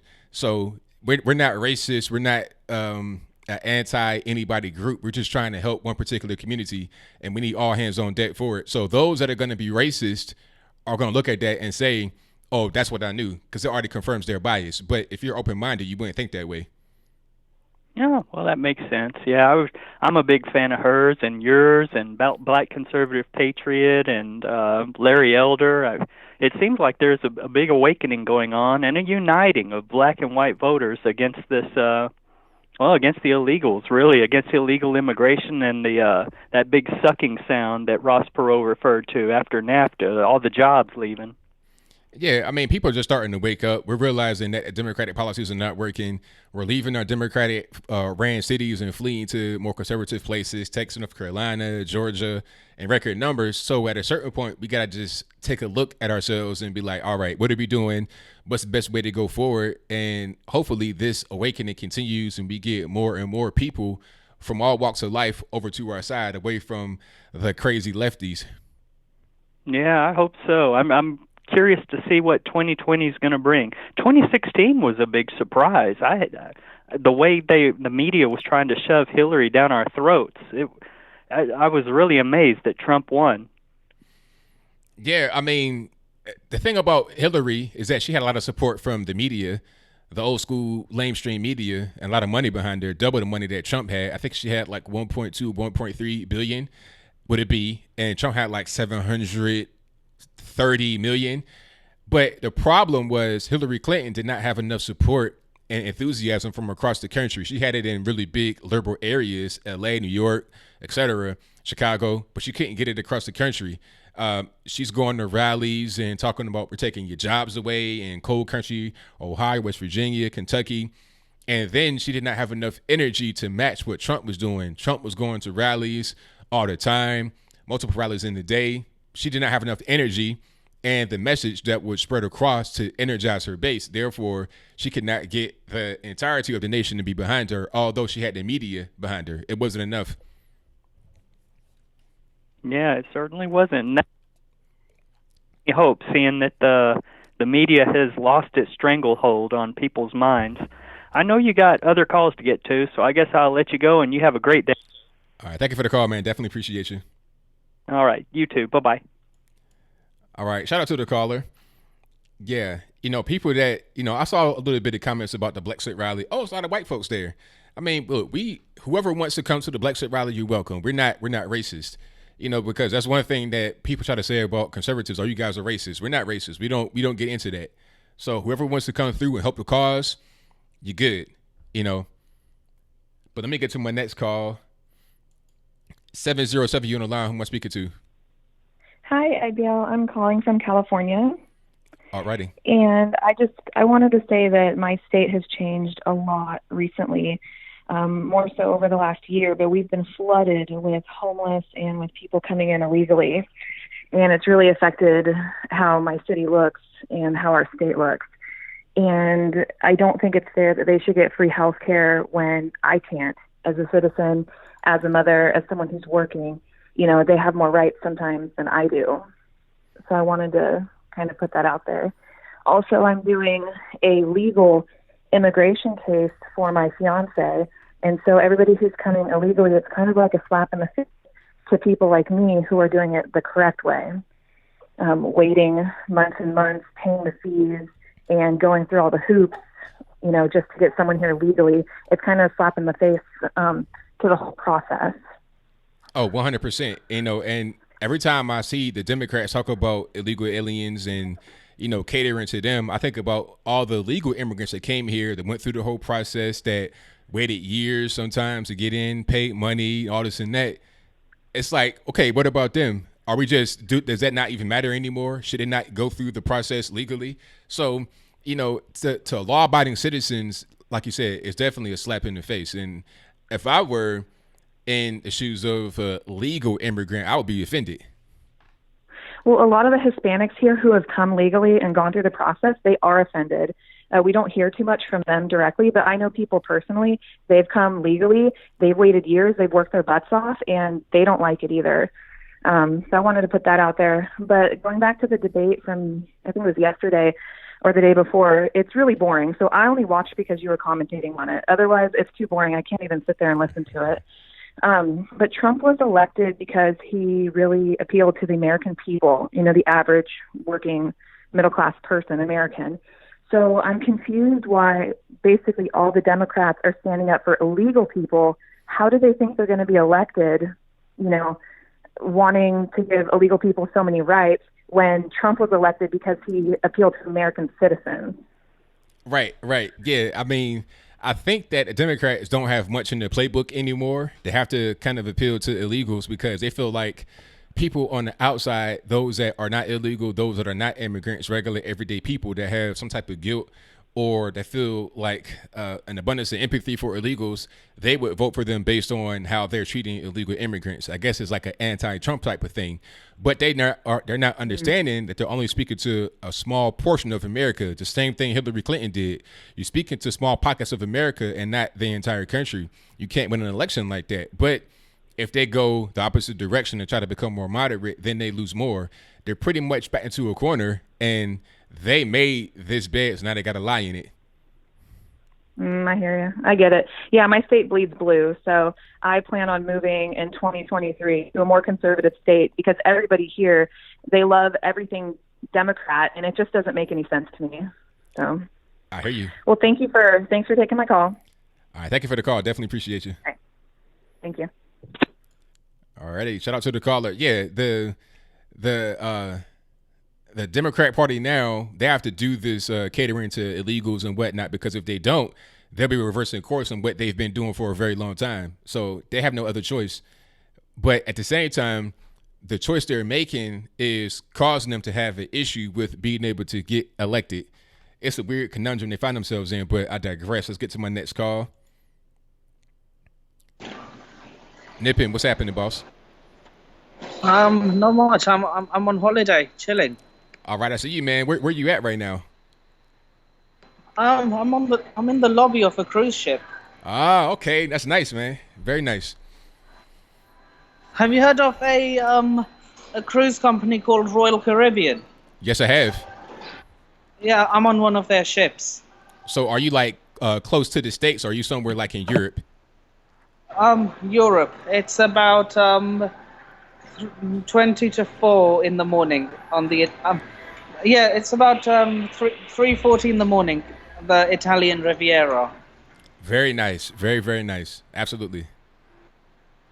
So Yeah, Kamala Harris is not black. I'll tell you. She's part Indian, part Mexican, and yeah, I think that's it.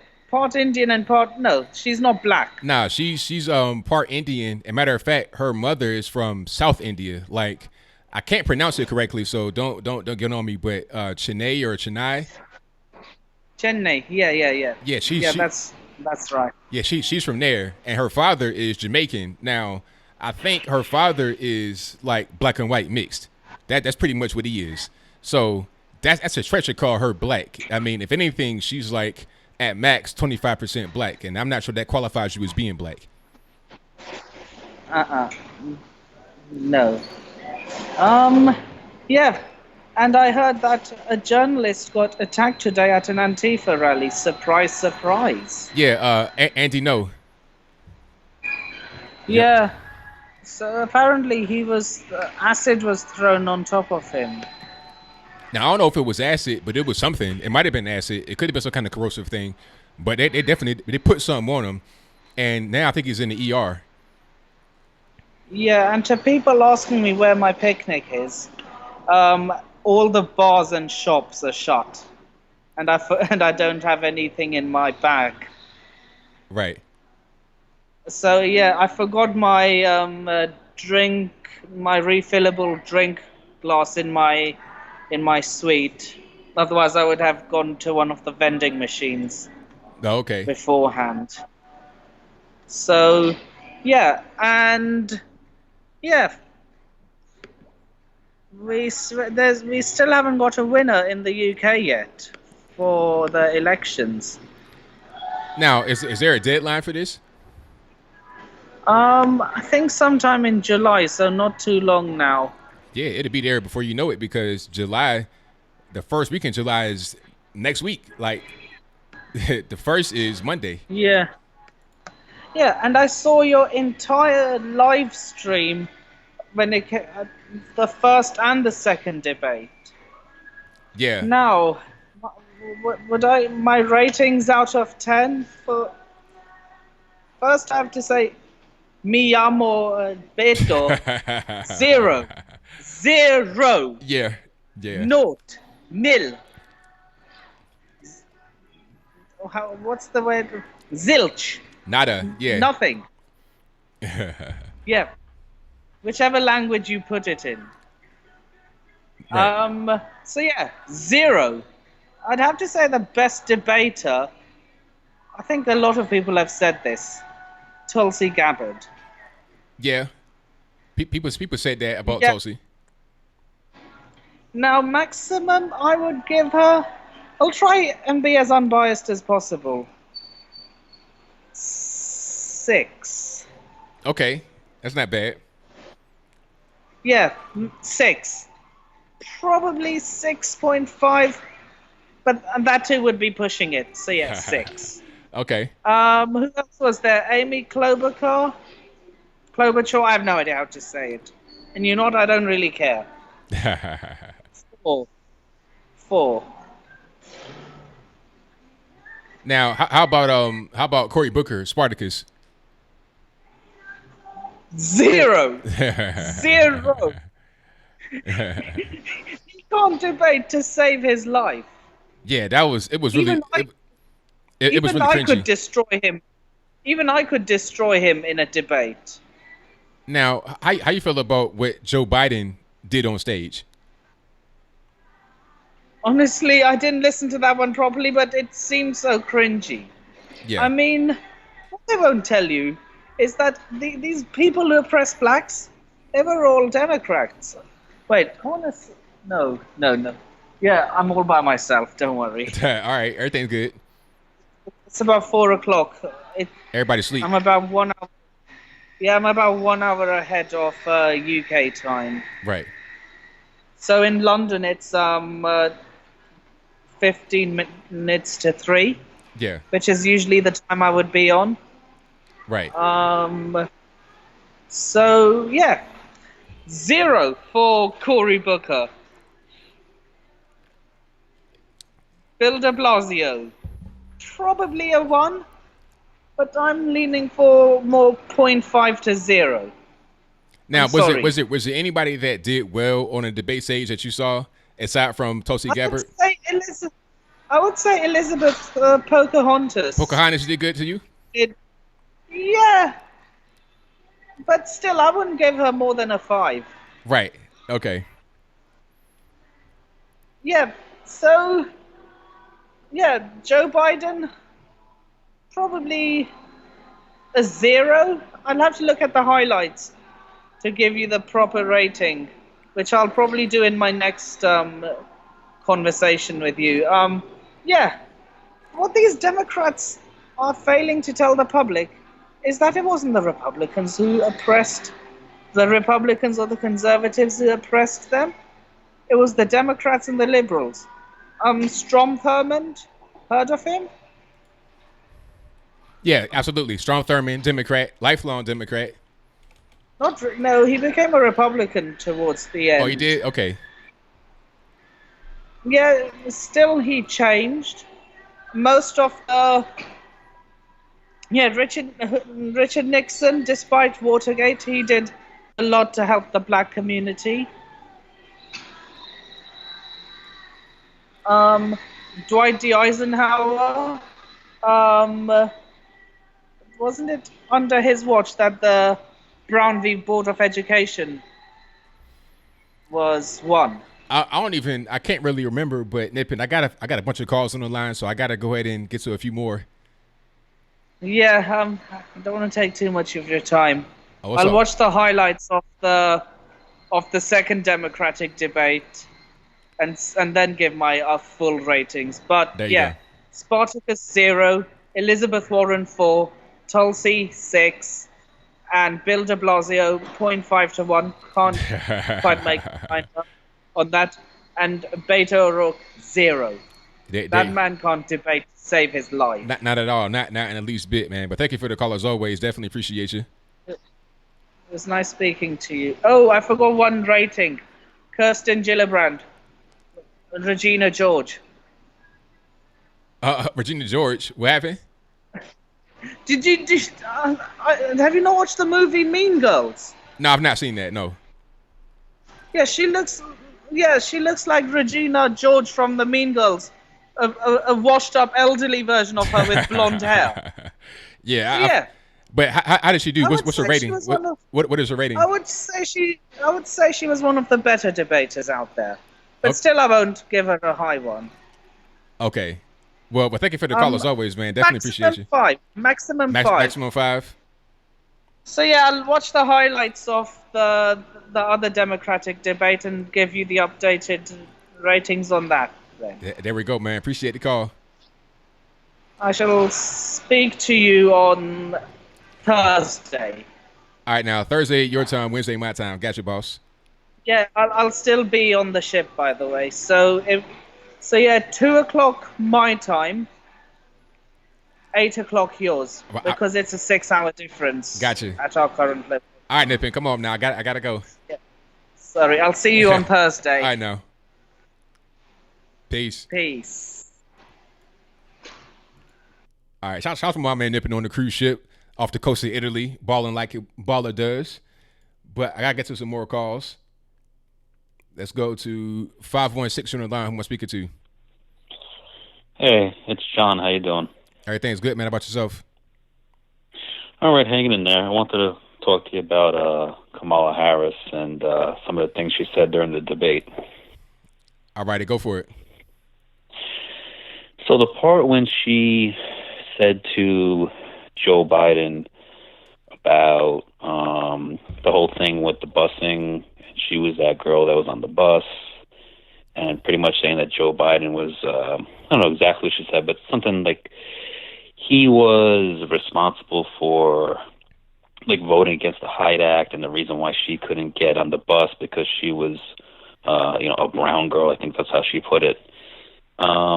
That's all BS in the sense in 2008 and 2012 when Obama and Biden ran for office and won both times, who did she vote for? Did she vote for Obama and Biden? So was it not an issue? Well, actually, I think she also worked for Joe Biden directly, if I'm not mistaken. Right. So, when it was time to vote for Biden, the fact that he was supposedly made pro-segregation comments and whatever else with the Hyde Act, it was okay back then, and she voted for him, and she put someone as she put in so many words, a racist in the White House. But now that he's running against her, all of a sudden, he's a horrible person for doing that. So I think it was a little hypocritical of her to say that, and I think Joe Biden came off as very weak and as a cuck for not opening his mouth and saying that. It just, did she not care, in 08 and 012? Or does she only care now because she's running for president? Well, yeah, it only matters now because she's running for president. And then the whole thing about her being part of the second busing class, I think, was inaccurate because by that time, she would have gone to school. I think it had already been integrated for like 7 years or something like that. Like, her timeline was off. Yeah, I hear you, but right, I agree.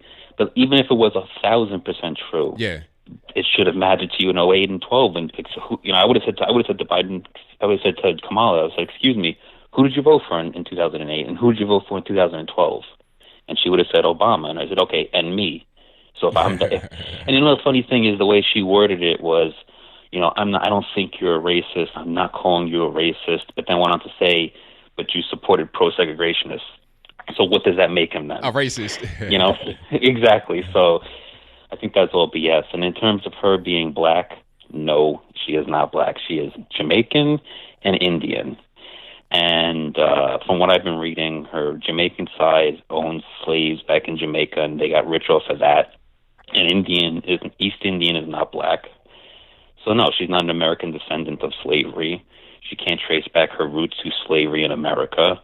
Therefore, she's not black. I mean, black is a term that is used by people that the government has labeled as African Americans. I deal with a lot of African Americans in my life in terms of friends, work, going out to places. And I would say 95% of black people do not refer to themselves as African American. They don't feel Africa ever did anything for them. They don't have a connection to Africa. Africa sold them. They never had, Africa never sent a plane, a boat, a train, money, anything to help them. They don't feel American because America, as we know, we've seen what they've done to black people throughout history. So they don't feel American or African. So that's why they don't call themselves African American. They call themselves black. I've had conversations in the past when I was a little ignorant to culture, and I said, where are you from? Oh, from the South. Yeah, but what kind of black are you? You from Nigeria? You from South Africa? No, I'm black. And I was like, but where? From the South. I picked up on it. They don't like to call themselves African American. They call themselves black. Well, yeah, because the thing is, we're not African. Like, I claim America. Not everybody wants to say they're American. I say I'm American because that's what I am. I'm born in America, raised in America. I'm an American. I'm not African. People like Charlize Theron, the 5'10", blonde-haired, blue-eyed white actress who's from South Africa, can say that she's African American because she was born and raised in Africa, and then she came to America. So she's African American. Same thing with Elon Musk. South Africa. Now you're in America. You're African American.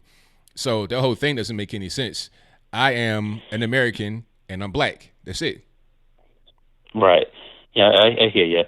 And another thing is, she's got some nerve to be talking about, racism and black people being under attack, which, in a sense, I agree with that. But for her to say that because, for the last 25 years with the 1994 crime bill that was written by Joe Biden, signed into, in the three strikes laws, she's got a lot of nerve to be sitting on a national debate, sitting on, TV, talking about, being pro-black and reparations and this and that, when, for the last 25 years, when a black person commits a crime, because black people in America, it's not, unheard of that they talk about, they feel that the justice system is not for black people. It goes against them in the sense of not being fair.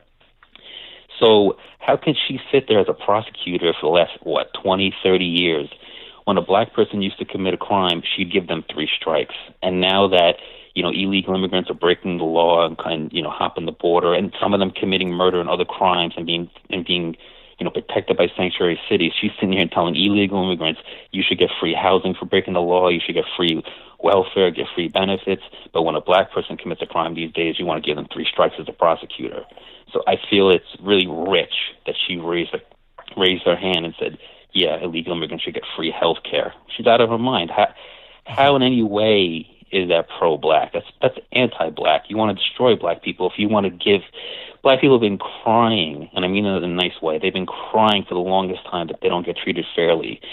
And they've been the rock of the Democratic Party. A Democrat cannot win the White House without the black vote. Well, see, the thing is, the thing about it is the Democrats need not do anything to get the black vote. So she can say these things and just kind of like position herself to be this really moderate person, a superstar politician, while at the same time having the crazy past of being a prosecutor, of, you know, doing the whole 3 strikes thing, of threatening black families with locking the parents up if the kids are truant, with having a very high black male incarceration rate, with having black men out there fighting fires in California as inmates for $1 a day. She can do all that, have it in her past, and also have an affair with the married black mayor in San Francisco to get her political career started. She can do all that because there's no need to do anything to get the black vote. What she's doing right now is trying to appeal to greater America that sees her as some kind of freedom fighter, a Harriet Tubman, when she's really more like a jailer or just a typical lawyer or police officer. But that's kind of how politics are nowadays. Yeah, I guess maybe what I'm alluding to, maybe it's the public, the voter, that's a little ignorant or lazy to learn the facts, because I don't understand how you could let anyone, I'm not just picking on her, but how could you let any politician up there and just blatantly, flat out lie to you and then sit there and say, oh, yeah, that sounds good, when, I mean, if you just had a little bit of common sense, you would know that. I mean, back in the 80s, California, all the construction businesses, there was a ton of black people involved in the construction business. Now there's none, because all the Hispanics that came from Central America, whether illegal or illegal, there's a lot of Central Americans and non-blacks that are doing the construction in California. So, I mean, just look at, the opportunities that have been lost because of illegal immigration. So, I mean, I don't understand if you want to treat Americans, if the government wants everyone to be an American and wants everyone to prosper, why would you put illegal immigration first before legal? I mean, and all the BS that black people have been through in this country, and now you're going to sit here and slap them in the face and give illegal immigrants free housing. I mean, Obama did it in Chicago, his own hometown. I'm with you. I'm gonna cut you right here, but I got to go to a few more calls. So thank you for the call, man. Definitely appreciate you. All right, take care. Take care. Very good points are raised. So shout out to my man for the calls. Nico, what's happening?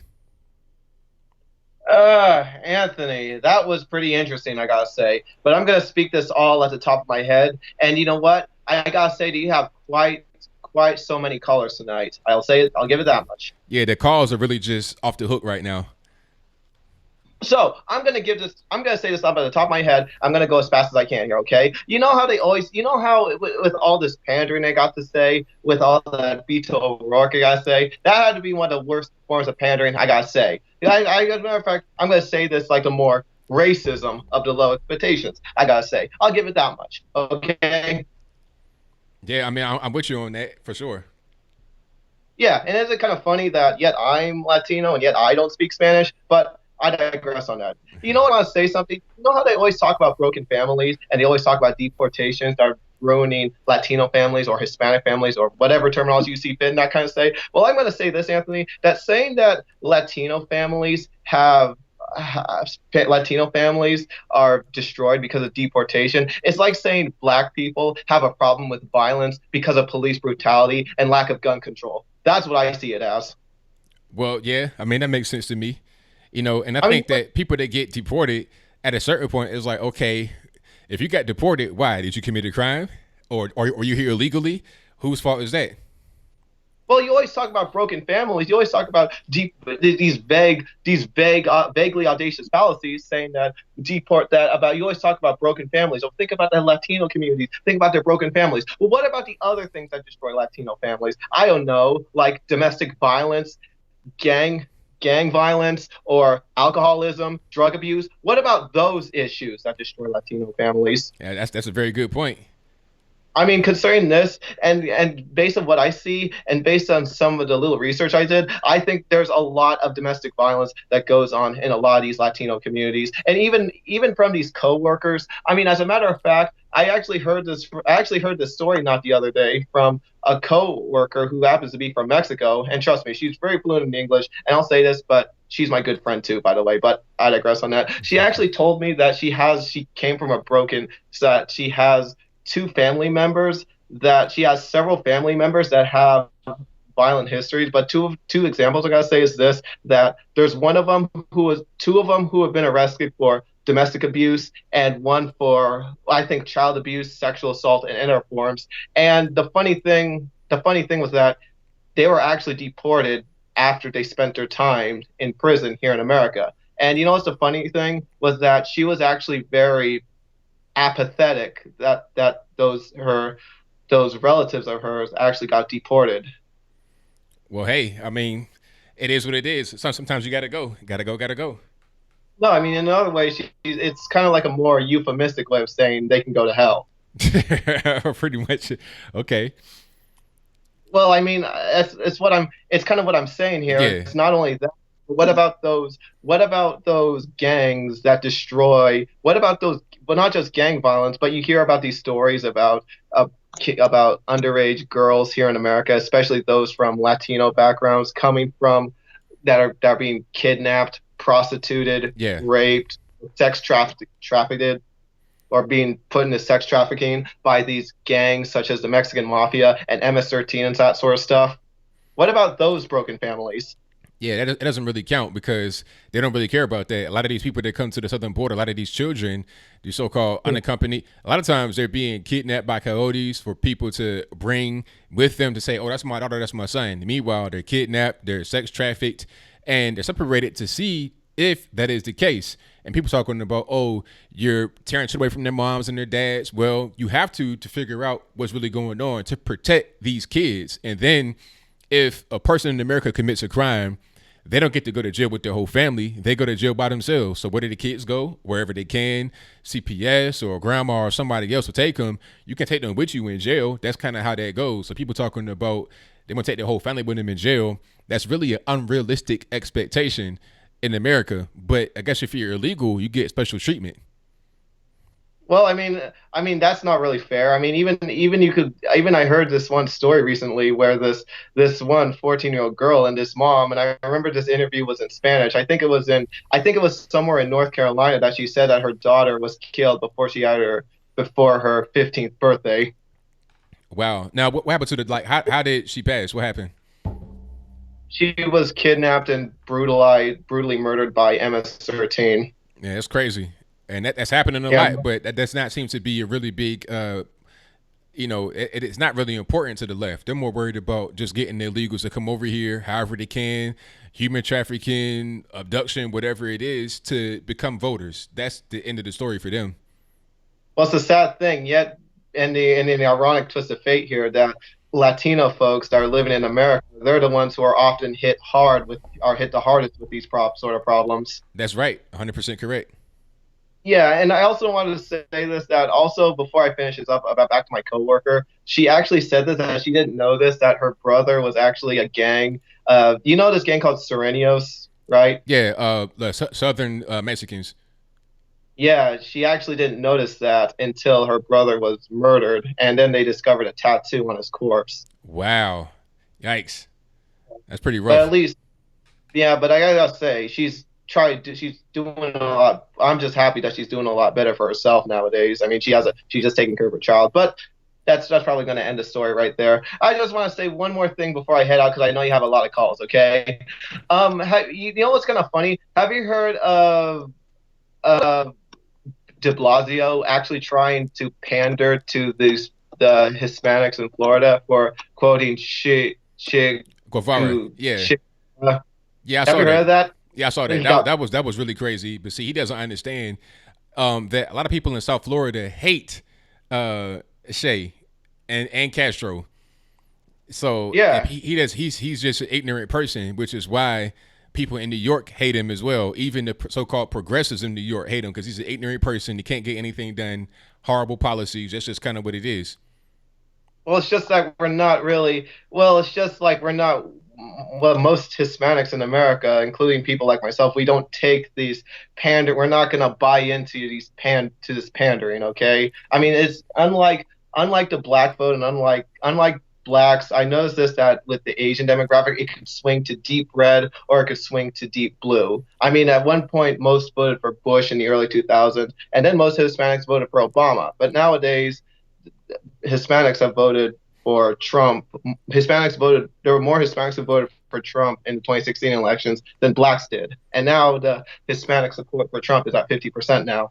Oh, 100%, man. But thank you for the call as always. Definitely appreciate you. I'm going to end it right here, Anthony. Take care. Take care. All right. Thank you to my man, Nico, for the call. Most certainly appreciate him. And the number to call is 434-658-1220. I got super chats to read right quick, and then I'll get right back into the calls. And thank y'all for being here. How many we got in the building? We got 582 for my screen right here. Thank y'all for being here.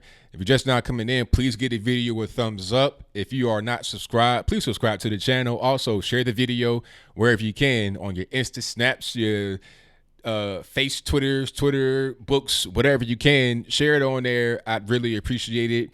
And let me get to the super chats right quick. Thank you to Black Hick O for your donation. Definitely appreciate. That's a hot name. Thank you for that, man. Definitely appreciate you. Thank you to Shiva Vareen, who says H.A. Goodman has pretty much convinced me HRC is running again. After this week's debates, the field is right for her ascension. What do you say, ABL? Well, it's possible she could run, but the problem is she had to get dragged through the campaign last time, literally. Weekend at Bernie's. I'm talking like back of her shirt just getting like, ragdolled throughout the actual campaign trail. So if that was happening back in the 2016 election campaign cycle, how is she going to be any different or any better in the 2020 campaign cycle? It's going to be brutal. Trump's going to be out there. The enthusiasm is real. And how will she be able to gain any states that she lost in 2016? It won't be any different. Matter of fact, she might end up losing some states because people see that they like Trump and they want to get him in there again. And the enthusiasm is real when it comes to Trump. So she could run, but she'd be unsuccessful. But thank you for your donation and the question. Thank you to Yogi Fish, who says, bless you, brother, hashtag ADOS. Shout out to you, man. American descendants of slaves, hashtag ADOS. I appreciate your donation. Thank you to Smelly Elvis, who says, Elvis worries Trump will go full Scalia, leaving us with Pence for 2020. Republicans have no backup plan. Elvis hopes Trump is taking his vitamins. I think we'll be okay because the energy that's out there is not going to be destroyed. I think it'll be transferred to Pence or wherever the next person is that steps up to the plate to become the president. And that's going to be inevitable come 2024. He can't be more than two-term president regardless of what. So I think we'll be just fine. But thank you for the donation. Thank you to Snap Turtle, who says, if I weren't a voluntarist, this last debate would have had me taking 30 red pills.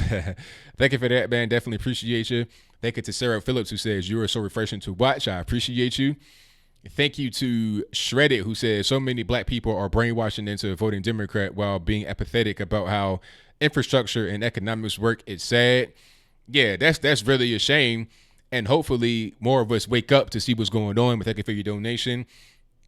Thank you to Kevin Duggan, who says restitutions for all deported aliens.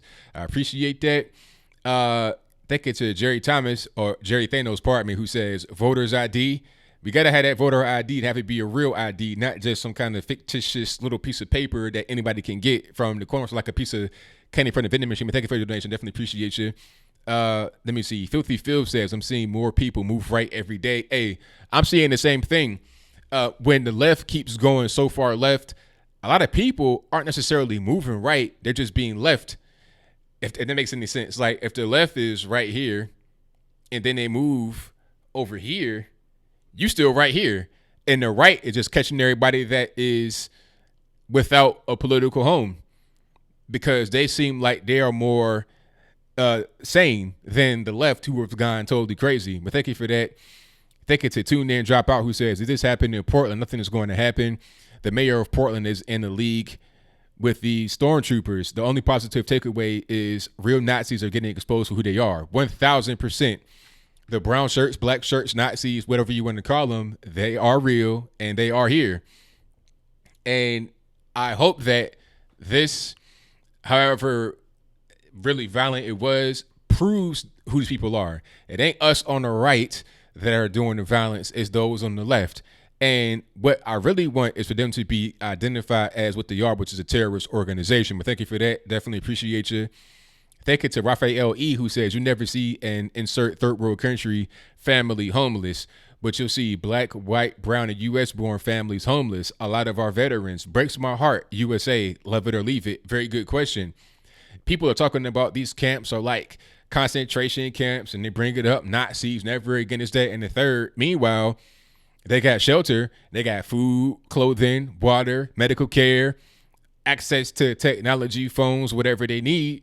Meanwhile, you got people on the street, veterans who have fought and sacrificed for this country, lost limbs, become permanently disabled on the streets with nowhere to go, talking about, oh, it's a waiting list. Meanwhile, you come over here illegally, you get shelter instantly, right away, immediately. Plane rides wherever you want to go in the country, it's absurd. But thank you for that. And we got a couple more, but I'll get to my calls. Thank you to my man Sushi, who says, I'm so glad the Democrats went on national TV to let us all know they support the rights of a biological man to get an abortion. Yeah, good to know. Exactly. That's my man. I forget who there was that said that. Oh, Julian Castro talking about, well, I support transgender women getting an abortion. It's like, hold on. A trans woman, let's just kind of reverse engineer that in our minds. A trans woman is Bruce Jenner. You understand what I'm saying? Last I checked, Bruce Jenner did not have ovaries. He could not give birth to a baby.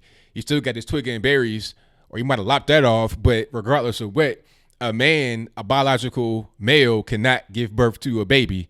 But hey, you got it, Julian Castro. I know you want to be woke and progressive, so I'll just let you have that. But thank you for your donation, Sushi. Thank you to Raphael E. for the donation. And thank you to Mike Lovitaire for your donation. Definitely appreciate you. All right, let me get back to the calls. The number to call is 434-658-1220.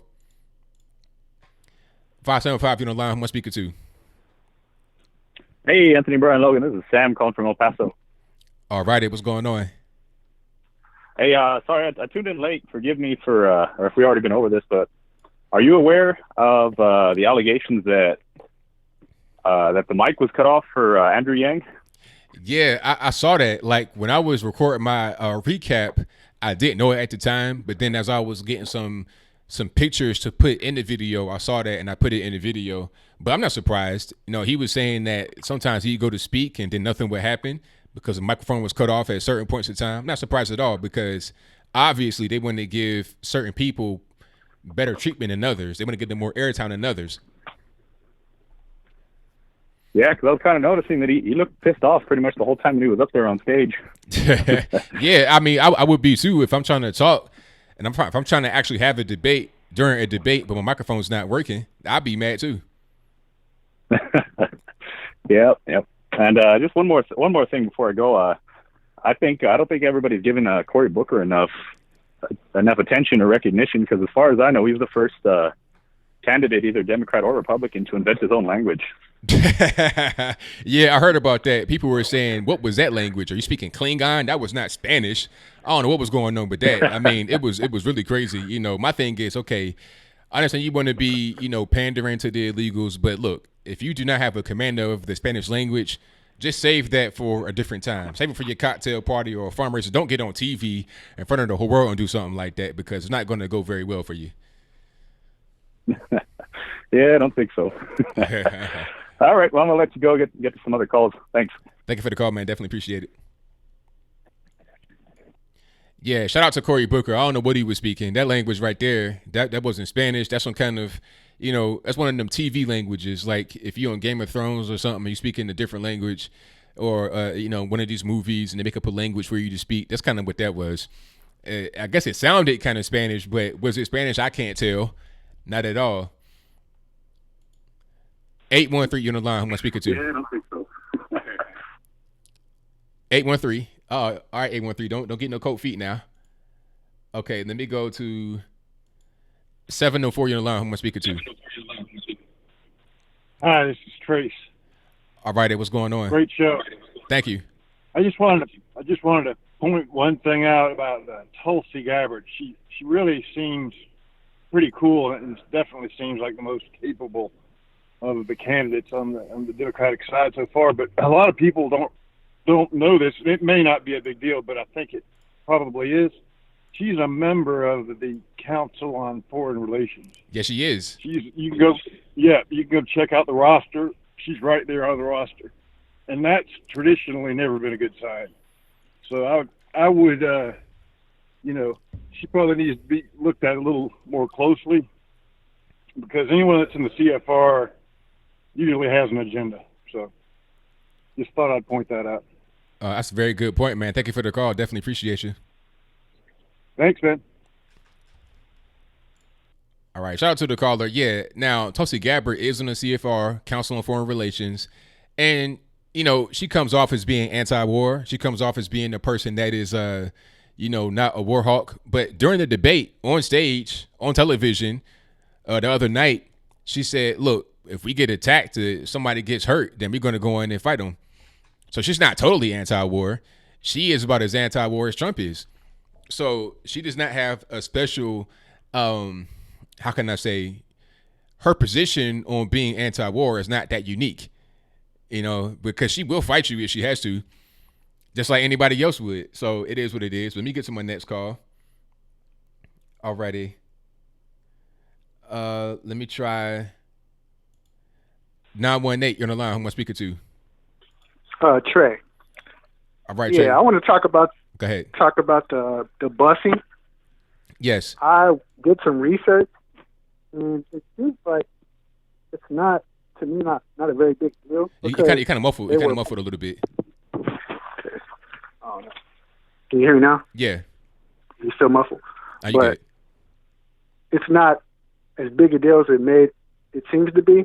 It seems like she's talking about, getting the schools segregated, but it seems like they were busing people. They were trying to bus kids from different districts into other districts. So yeah, they would, instead of going to their school in their district, they were busing kids. They were trying to bus, I guess, to make more diversity in schools. That was the whole thing, because if you were living in a certain district, and that time you probably lived in a neighborhood that was mostly one particular race. So they were trying to make the schools become integrated by mixing people up into different schools, taking the black kids, sending them to white schools, sending the white kids, sending them to black schools, to make it, to forcibly integrate it that way. That was the whole thing. Yeah. So I didn't think that was that big of a deal, because if I lived in a district, I didn't really want to be bused all the way to another district just so I can go to school maybe 30, 40 minutes away, and I can go 10 minutes away. Right, But exactly. that's just my opinion. Also, Tulsi, the guy before me was talking about Tulsi. I looked at, she had a Fox News interview because they were talking about the time that she got. And then she started talking about Trump's foreign policy. And to me, what she said was pretty dumb, because she was saying that, she said that Trump needs to get back into the Iran deal, and I thought the whole reason why we got out of it because they weren't following the rules anyway. Why would you give somebody money or do business with them and they're not even following the rules anyway? The thing about that, she was kind of double talking, because she was saying, okay, let's get out of let's get back into the Iran deal, but let's also change it. So, okay, if you want to change it, then you kind of agree with Trump to get out of it. You just want to renegotiate, but you don't want the deal that currently existed the same as Trump. So that was kind of a weird talking point from them to say, okay, we don't like the first one, but we want to get back into a different one. It's kind of weird. Yeah, and I don't know how you could, because she's supposed to be so anti-war. Why would you call him a warmonger? He had an opportunity to actually do something, but he decided not to because he didn't think it was worth, the lies weren't worth the consequences of what they did. So I don't know. It's probably just more political talk. Yes. Just playing politics and, the whole, he's a bad guy. Exactly, 100%. But anyway, that's all I got. Like I said, I don't think the whole busing issue is that big of a deal, because, like I said, you go 30 minutes one way and just a waste of time. Exactly, man. I'm with you on that. Thank you for the call. Definitely appreciate you. All right. All right, shout out to the caller. Yeah, Kamala Harris wants to make it be a big deal because it's politically expedient to do so. That's all that it is. 813 on the line. Who am I speaking to? Exactly. 813. Hello. Hello. Hi, ABL. I'm a fan of yours. Can you hear me? I hear you well. What's going on? Okay, great. I was wondering whether you could opine about the former president, Jimmy Carter, talking about President Trump as an illegitimate president while he was overseas. Yeah, Jimmy Carter, I don't know what's going on with him. I mean, I guess it's like Trump derangement syndrome or something. I can't really call it, because he's talking about, oh, he was installed by the Russians. It's like, how did the Russians install Trump? Like, you know, there was no evidence of any kind of tampering on the voting machines. All that happened, they're talking about Twitter trolls. I mean, come on, is that going to swing the election? How about the fact that Hillary Clinton had every mainstream media outlet outside of Fox News in her pocket? How about the fact that Hillary Clinton had $1.3 billion compared to Trump $750 million, double the money almost? How about the fact that Hillary Clinton's been in government for a very long time, her whole life almost? How about the fact that she was in the White House already for 8 years under Slick Willie? How about the fact that Slick Willie was right there with her on the campaign trail and then went on to Loretta Lynch's plane in Phoenix and interfered with an FBI investigation into her email scandal? How about the fact that Hillary Clinton did not campaign very well and Trump was all over the place throughout the campaign on half of the money? See, people want to look at the Russians as this big bad menace because they can't explain why their particular person lost the election fair and square. That's all. Yeah, that's what I was thinking. Do you think that world leaders or just people around the world, do they see that as a true statement, or do they see that as partisan politics? I think they probably see it as partisan politics. They probably look at America and what happens over here. It's kind of like political theater. And they know to kind of bypass all of that and just get down to what's the real situation. Okay, do we have sanctions? Do we have trade? Let's look at that. All this stuff happening over here with people going back and forth online and people making weird statements, that's not of any importance to them. It's just useless banter that does not move the needle one way or the other. Thank you so much. And I just have one comment about the debates, which I watched both of them. But I'm a political junkie, so I'm always doing this day and night. It's very interesting to me. I really felt like I was in bizarro world. And I think that the left have taken such a far leap into this idea that we don't need borders, that we don't need to protect our sovereign nation. It's just absolutely incredible to me. I think for an hour, ABL, they talked about illegal immigrants, how much they're going to give them of healthcare, welfare, and education, and they didn't even talk about the American citizens. And that was a whole entire hour, first hour of the debate, the second debate. And I don't understand. How can the American people look at this and say, "Yay, the Democrats are for us"? All right. Yeah. I mean, that you got a good point about that. They spoke about illegals for like half of the whole debate, and then the first debate it was half in English, half in Spanish. It's like, okay, this is really crazy. Some people may look at it as, oh, they want to be champions for illegals, and I like that because how much I hate Trump. But if you're really looking out for yourself, your family, and your fellow Americans, it would not make any sense for them to spend so much time on non-citizens and less time on you, the American taxpayer, that funds the government for which they want to be the head of. Indeed. Well, I'm going to let you go, ABL, and I just want to thank you so much for everything that you do. I know you put a lot of work into it. I listen to you. I check you out every single day. So God bless you. All right. Thank you for the call and support. Definitely appreciate you. You're welcome. All right. Great call. Shout out to her for the call and the support. And thank you all for being so supportive, helping me get the message out there to the whole world. I really appreciate you. But let me get to my next call. 571, you're on the line. Who am I speaking to? 571. Hey, it's Mike. Hello? All right, Mike, what's going on? Hello? Yeah, can you hear me?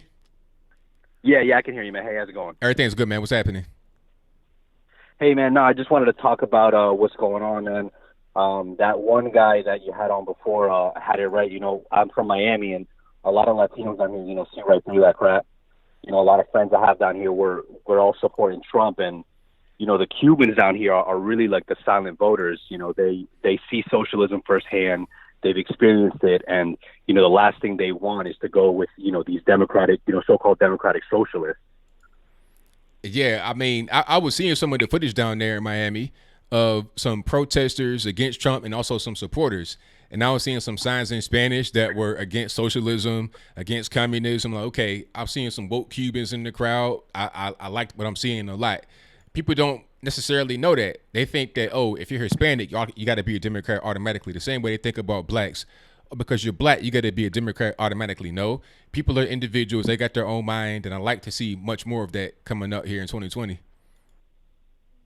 No, exactly, man. I mean, we had a rally down here in Sunrise, and you can drive to the deepest parts of Hialeah where there's signs in Spanish and no one really speaks English, and I mean there's Trump signs out there, and there's a lot of support, and I see a lot of young Republicans kind of coming up and waking up, and I think the only way to do that is for it's kind of scary because a lot of us I work in a corporate environment. And it's scary to speak up, at work. You got to be careful what you do on social media. But I think if there's an opportunity to speak out, maybe off social media, like these support rallies or these parades even for just young Republicans, even if you don't support Trump, I think it's important for, the other to go out there. There's always obviously the media is going to push, there's white support on the right, but we need to show them that it's not just white people, it's Hispanics, it's blacks, it's, other, races. And I think it's really important for us to go out there, without really risking our necks either too. I agree with you 100%. Absolutely. Yeah, man. But hey, besides that, thanks for taking my call. I'm a huge, big fan. I really like everything you do. And that nipping guy you had was like really weird, man. I couldn't handle that. That was kind of strange. All right. It's all good, man. Thank you for the call. Definitely appreciate you. Take care, man. All right. Shout out to my man Nippin' on a cruise ship out the coast of Italy. And thank you to the caller. Most certainly appreciate you. The number to call, of course, is 434-658-1220. If you want to get in through Skype and be right here in the bottom left-hand corner of the screen on video and audio, of course, there's an email for that in the description box below the video. Also, please give the video a thumbs up, like the video, share the video, do all that good stuff for me. I'd really appreciate it if you did. But let me get to my next call. All righty. 210, you're the line. Who am I speaking to? Hey, this is Troy. I just wanted to chime in on the conversation about the election between Hillary and Trump, and people were all concerned about the popular vote and getting rid of the Electoral College. And the fact is, when you look at it, the heat map county to county across the nation, Trump wiped the floor with her. She only won like 50 or 60 counties, and those were the most populated counties, like in LA and San Francisco, New York, and stuff like that. Oh yeah, I mean the map, it was like a sea of red with a few blue spots. That's what the left are going to do. They're going to focus. Well, their message is going to attract those who are in the big metro cities, where it's a big income inequality, which is kind of funny. But anyway, it'll just focus on them. But the rest of America, where all the people are, that has a big a big geographic area, that's going to be all Trump country. And the Democrats aren't doing anything to reach those people at all. Oh yeah, certainly. And what I talk about to convince my friends who are leaning left in regards to the way that election went, is in particular here in Texas, I talked to a couple of my friends who are opposed to Trump. I tell them, hey, we're here in Texas. You and I are into guns and Second Amendment and everything. Do you want somebody in LA dictating what you're going to have for firearms and such? And he's like, no. And I'm like, that's why you need to be looking at Trump and his policies, or at least looking to conservative policies.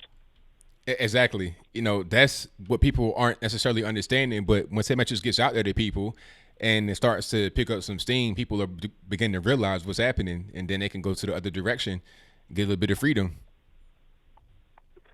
Yeah, hopefully this next generation, Generation Z, seems to be breaking out of the whole PC culture and SJW and all that nonsense. They don't care for it. They're looking more conservative. So I have a little hope in that generation, but we got a big hump to get over right now with this nonsense. Anyway, thanks for your time. Talk to you later. All right, thank you for the call, man. Definitely appreciate you. All right, bye. All right, shout out to all the callers. I appreciate you guys. Let me get to my next one here. All right, Victor, what's going on? Let's just And no problem. yeah. So, how do you like the Panda Olympics? The Panda Express was hilarious. A lot of that just it was crazy. I mean, the first debate I felt like was almost worse, if not worse, than the second debate because of all the Spanish. It was like half of the debate was in Spanish. It got so bad, Jose Diaz-Balart asked a question in Spanish. It's like, all right, man, come on. What are you doing? Like, this is going to be simulcast on Telemundo. This is an NBC property. They're going to translate it in real time. There's no need for you to be speaking in Spanish right now. Like, why are you trying to pander as the moderator? Shouldn't you be neutral? But that's a different story, and I digress. You really thought that the first debate was that bad? To me personally, I thought that was the best one. I thought that whoever spoke the best Spanish won the debate out of those 2 days. Hey, that's hilarious because that's pretty much how you're gonna judge it because all the ideas are pretty much the same. So it's like, all right, look, who is the best linguist when it comes to the Spanish language? How about that? Let's just judge you on that. All your ideas ain't nothing but the same anyway, so let's judge it on that. That's a good point. Yeah. And so, and what's so funny is that I remember with the 2016 Republican primaries where they had, I can't remember how many people, but they had like the main people and they had the alternate people that didn't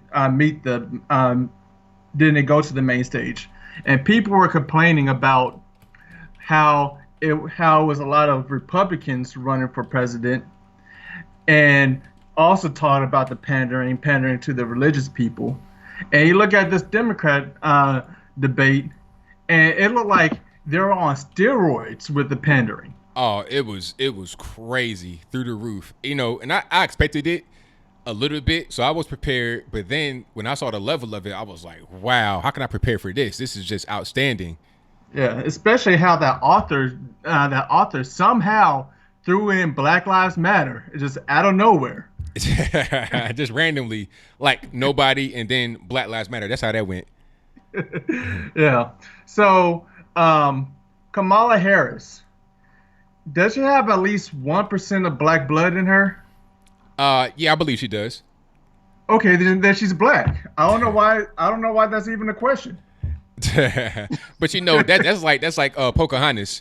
You know, she got like what a fraction of a percent native in her, so that makes her, you know, the last of the Mohicans, I suppose.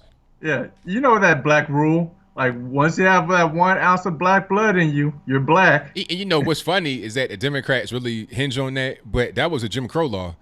Yes, exactly. To enforce segregation, but we're gonna still abide by that today. I thought that was over with a long time ago, and I thought those laws were inhumane and evil and all this, that, and the third. I can't tell because they're still going by those laws today.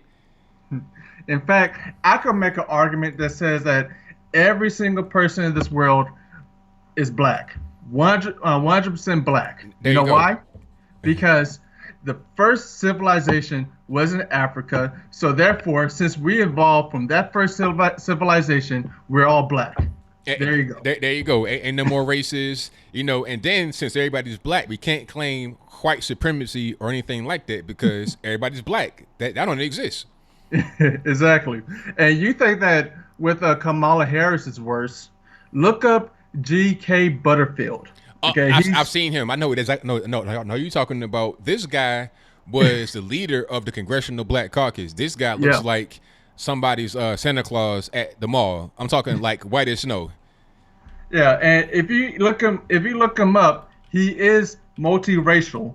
But because he grew up in a black neighborhood, went to a HBCU. I don't know if he went there for undergrad, but he went there for law, North Carolina Central University, and was leader of the Black Caucus. He identifies as himself as black. Yeah. Now, I mean, I got him on the screen. Now, this guy. I mean, if you see this guy in the airport running to his flight, you're not gonna think, hey, that's O.J. Simpson right there running through the airport like a commercial. You're gonna think, you know, that's Bob Lee from ESPN. That's my man from the commercial Diabetes. That's him. That's not a black person, but hey, he identifies as black. I guess it's like Richard Dolezal or Sean King. Yeah, exactly. So before I go, I want to talk about this news where it was very very sad news. It's an 18-year-old boy named Jeremiah Horton, where he's going to be considered as a sex offender for 20 years, and the reason why is because he has sex with a 14-year-old girl and secretly recorded her and pass it around to her friends. Not to her friends, to his friends. And this just shows how over sexualized black children are. Yeah. Because growing up, people thought I was gay just because I didn't have a girlfriend. Not questioning if I had a homosexual relationship, but just because I didn't have a girlfriend and I didn't have much sex, they consider me gay. Right. And Yeah. you see that a lot especially with the black males today, that they associate their masculinity to how much sex that they could have. And the funny part about that is, without getting too deep into it, a lot of these people that are so obsessed with sex end up being gay themselves. Yes, exactly. And this goes back again. What I keep mentioning, how the sexual revolution just ruins everything. And this is a prime example. But the other sad part is that when I saw this story on Facebook, people were actually defending him, saying that, oh, well, they're going to put him in jail, but they don't put these rapists in jail. I don't care if no rapists in to go to jail. Just because they committed crime, that means that he could commit a crime too? Right. Exactly. Right. I mean, there's people are crazy, but see, the defending and then the action of being a normal thing, that's a big time problem in the community. And that's why you got so many of these kids out here, no dads, and don't nobody even care. Yeah, exactly, man. Well, anyway, thanks for taking my call. Thank you for the call, man. Definitely appreciate you. All right. Bye. All right. Great call from my man, Victor. Most certainly appreciate it. Yeah. And thank y'all for the calls. We got about a half hour to go. I'm going to try to get to everybody as soon as I can. If I'm not able to get you, I'm sorry, but the lines have been jumping. If you're just now joining and you want to support the show, give me a thumbs up. I appreciate it. And I got your PayPal, Kevin. I can't read that, but thank you for the PayPal, man. Definitely appreciate you.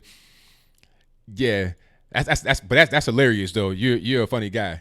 All righty, but let me get to my next one. This is gonna be 972. You're on the line. Who am I speaking to? Hey, ABL. This is Christy from Texas. How are you? Everything's great. How about yourself? Doing good, doing good. I just wanted to call to tell you keep up the good work. I watch you frequently, and I was just really dumbfounded. I was actually looking forward to the debates, and then just dumbfounded how crazy the Dems have gone. Yeah, I mean, I'm right there with you. Some of the, I expected them to be extreme to the left because that's what they've been over the past few months, days, years. But I did not expect how far they went. The thing that really shocked me was when they said illegals can get free health care. Exactly. Yeah. Yeah, that lost me right there. I said, oh, no, that was way too early. I didn't hear anything for the American people. It was just like a big slap in the face. Right, exactly. What one caller said earlier, half of the debate, or at least maybe the first or second one, was spent talking about illegal immigrants. So it's like, wait a minute. Yeah. Okay, we're talking about you going to become the president of the USA. American citizens should be the only ones to be able to vote for you. So why are you spending half of the time talking about people you don't represent? Exactly. And then all of them with the open borders, and then, welfare state, and then insurance. I mean, eventually we're going to run out of money. Yeah, I mean, we're already struggling right now with what we have. We got homeless people all over the country. California especially, thousands upon thousands of homeless people crowding the streets, addicted to drugs. Yeah. So you want to bring in more on top of that? How does it make any sense? Exactly, and it's a shame. It's just a shame that anybody even running from California looking at the situation California's in. I mean, wow, they want to turn that into America. It's crazy. It's actually pretty scary if you think about it. Yeah, pretty much. Anyway, keep up the good work, and I enjoy your show. Thank you for the call. Definitely appreciate you. Thank you. Bye-bye. All right, great call. Yeah, I mean, California slowly descending into a whole different country, a whole different place. You know, I was hearing about them wanting to secede from the nation. I say go for it. You know, draft all them papers right now. How about that? All righty, but let me get to my next call. 470, you're in the line. Who am I speaking to? Hello. Hey, Anthony, how you doing? I'm okay. How are you? I'm good, Anthony. I ain't spoke to you in 2 weeks, Anthony. Hey, that's how I be sometimes, I suppose. Well, I'm here now. Okay. What's going on? Did you see the debates on Wednesday and Thursday, Anthony? Yes, I did see the debates. I know you did, because I was watching them with you, anywho. Well, you know, I was watching on your live stream, Anthony. You know, I ain't going to make nobody mad at you, Anthony. Well, I'm glad. But anywho, Anthony, what's wrong with them people, Anthony? Hey, that's your people. That's the Democrats. I don't know what's going on with them. You gotta tell me what's happening. I don't know, Anthony. I might have to vote for Donald Trump, Anthony, because they just said yes to anything. I mean, you know, do you smoke dope? Yes. You want to smoke dope? Yes. I mean, I don't know. I just wanted to ask Corey. You want to come over here, Corey? He probably would have raised his hand too, Anthony. I think he would, because he might be that kind of person, but that's a whole different story. So yeah, they were saying, don't tell me that now. They're pretty much saying yeah to whatever, just like the whole thing about giving free health care to illegal immigrants. That was a crazy moment. Everything for free. I guess I just go to Corey's house and see if I can get him to come over here for free. But anyway, no, I ain't talked to you in 2 weeks. I ain't been knowing what to do, but I just don't know what to say. That man Castro, he said that, I mean, if I ever get pregnant, sooner or later I'll be able to get me an abortion, Anthony. But hold on, can biological men get pregnant? Is that possible? Well, I don't know, Anthony, but I'm gonna try. Okay, that's too much. That's TMI for me. I ain't even know all that now. Come on. Okay, Anthony, I'm sorry, Anthony. Well, you know, I'm out here on this cruise ship, Anthony. You said you on the cruise ship? Yeah. Nippin took me on the cruise. Nah, don't be. Lobby, but I'm up here. Don't be. Go ahead.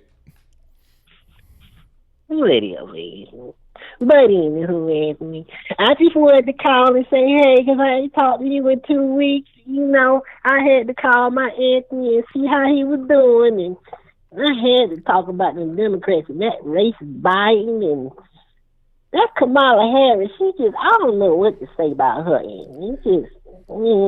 She's fake, Anthony. Is she black? She about as black as a crayon or something. I don't know. Pretty much, yeah. But anyway, Anthony, you gonna be on the show tomorrow, Anthony? What show? Your friend gonna have a show, Anthony. He supposed to have a call-in show tomorrow. I'm sure gonna be calling, Anthony. What are you talking about? I don't know you talking about. I got a lot of friends that do YouTube. You know who I'm talking about, Anthony. I don't. You know who I'm talking about, Anthony. That amazing Lucas. Anthony, I hear his name. I just don't know what to do. But Anthony, I'm finna go because I got to go out here and get ready for things gonna happen on this cruise ship, Anthony. So I'll see you next time, Anthony. All right, thank you for the call. Bye, Anthony. Hey, I don't know what I did to deserve this. These callers are wild, and that person is not that person that called in. I know who that is, and I ain't gonna say nobody's name. I think I know who that is. I think I've narrowed it down to one person, but I ain't gonna say nobody's name. I ain't gonna put nobody out there.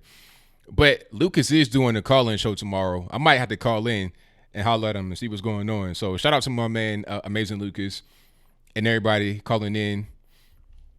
Alrighty, let me get to my next call here. Let's go to. All right, Jordan, what's happening? Nothing much. You can hear me good? I hear you well. All right, good. How's everything going? Everything's good, man. Can't complain. That's good. So about the debates, a lot of the reactions to the debates are pretty funny. Like, Hassan Piker? Yeah, that's Chank from Young Turk's nephew. Yeah, he was doing a live stream, and it was making fun of all the candidates. Mm-hmm. He started making fun of the female candidates, and people in his chat weren't too happy. Kind of turned against him, all his fans, and then he basically admitted that he hated women on live stream. Yeah, but you know what? The thing is, first of all, he might be gay, but that's a different story. Anyway. But that's all. I don't want to, I ain't going down that road. But anyway, the second thing is that he might not understand that he is a leftist and you have to abide by certain rules. You can't be hating on women and making jokes about women if you're a leftist. That's not, if people are watching you, you're a Chank from Young Turk's nephew. You got to be pro-woman all the time, 24/7. You can't make jokes about them. You could talk about the white male all day long, and that's fine. They like that, but talk about the women, no. That's against the rules. And now he's finding that out for sure right now. Exactly. It's just hilarious. If y'all want to see that video of him saying that, go to a YouTube channel named John Ward. It's guy has a little ape as an avatar. Go to his channel. Great channel. He has the video. Also, speaking of O.J. Simpson, because you were talking about O.J. Simpson a while back, he commented on the debates, and people were just wrecking him on the internet. Hold on, O.J. was doing some live commentary on the debates? Oh, yeah, he posted on Twitter him eating at a Chinese restaurant talking about the debates for a short while, and people just making fun of him. He was because he's been made fun of this whole time ever since he got back on Twitter. And one of the jokes people made was that I'm glad the Chinese restaurants gave him chopsticks and not a fork or a knife. And there was another one where someone was blocked by O.J. Simpson, so they replaced the word blocked with stabbed and just posted on. Wow, hilarious. It's just he's a mess at this point. I go to his Twitter feed just to go to the comment section because the comment section is off the chain because people in there trying to get him triggered. That's all that it is, and they do a good job in my opinion. I love it. But about the debates themselves, I think they represent the fall of this country in terms of politics. It's absolutely disgusting, and it's hilarious at the same time. It's like we've reached the point where we now see these debates for entertainment. Like you could see a debate of on YouTube right now of Jimmy Carter and Ronald Reagan or something in like the early 80s, and it's just an informative discussion. People don't interrupt each other. There's no virtue signaling. They just have ideas and defend those ideas. Now you just have people who you can just make fun of all the time. Like you can make fun of Cory Booker. He's ever since the Kavanaugh issue, he's kind of gone insane. Like he was speaking, aside from that reaction when Beto O'Rourke spoke Spanish, and he looked at him saying that was going to be my stunt. He decided to speak Spanish, and he sounds like Arnold Schwarzenegger trying to speak Spanish. Right, yeah. It's like some World War II German. It's like, Doc, that's not really it, man. If you can't speak Spanish well, leave that in the bag and don't bring it out. How about that? Yeah, don't. I would like if I ran for president, I would never speak any language. I mean, I have some speak English. I mean, that's what I speak. If you can't understand it, then oh well. Like Vladimir Putin always speaks Russian. Don't never speak no English. Like, and if you can't understand it, if there ain't no interpreter, then oh well. I guess you ain't gonna hear what I say. Yeah, and then I saw on your Instagram feed there was a female candidate. I forgot her name because I don't care about her. Marianne Williamson. Marianne Williamson, and you played that "Love Is a Battlefield" song to describe her entire monologue about we need to fight Trump with love. That was just great, man. Yeah, my girl gave me that. She was like, "Hey, when I heard that, I was thinking about this. That's all I could think about." So when she gave me that, the wheels started turning in my mind. I was like, "Okay, this is going to be a perfect meme." So I just put it into my video program and chopped it up, and it went perfect. It was just great, man. I love it. But yeah, the scariest thing about me, I love how the New York Post made fun of this when every Democrat, even Andrew Yang, surprisingly, raised their hands up for free health care for illegal immigrants. And that tagline for the New York Post was, "Who wants to lose an election?" And that was the real one. I thought it was fake at first, but I was like, oh God, it's real. Nah, it's 100% real. And I was kind of surprised at Andrew Yang as well. I was kind of surprised. I thought Andrew Yang might be a little bit different, might be kind of a standout, more of a moderate. I can't tell because free healthcare for illegals, absurd. Yeah, especially when he's given every person in this country like $1,000. And are you going to give the illegal immigrants $1,000 too? Right. That should have been a question right there. Yeah, that's a problem. Something tells me he might be. It's just a little teeny idea that he might just be raising his hand just to not look awkward on the stage, and he'll just later clarify, "Oh, I actually didn't mean any of that." But it's going to look bad on him. It already looks bad on him today. Like his approval ratings, his ranking, his ratings, what those poll rankings. It's polling, yeah. His polling. He went down from 2% to 1% after that debate. Wow. So I guess it wasn't really a good idea for him to do that. No, because a lot of his base consisted of people who were formerly Trump supporters who didn't feel like Trump was doing enough. And they thought Andrew Yang was an interesting alternative, but, he just sank in the same ship as the Democratic Party is now. That's right. Yeah, it's just bad.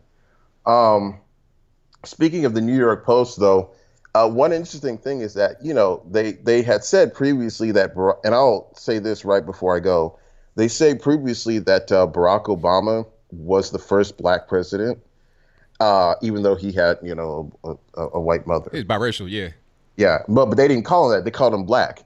Well, when Bill de Blasio's son was mentioned, they called him biracial. They didn't call him black. That's hilarious. 1,000, because you got it's the same as Barack Obama. You got white father, black mother. Just Barack Obama was black father, white mother. I mean, it's the same thing, but it's interesting how they change it when it fits their particular narrative.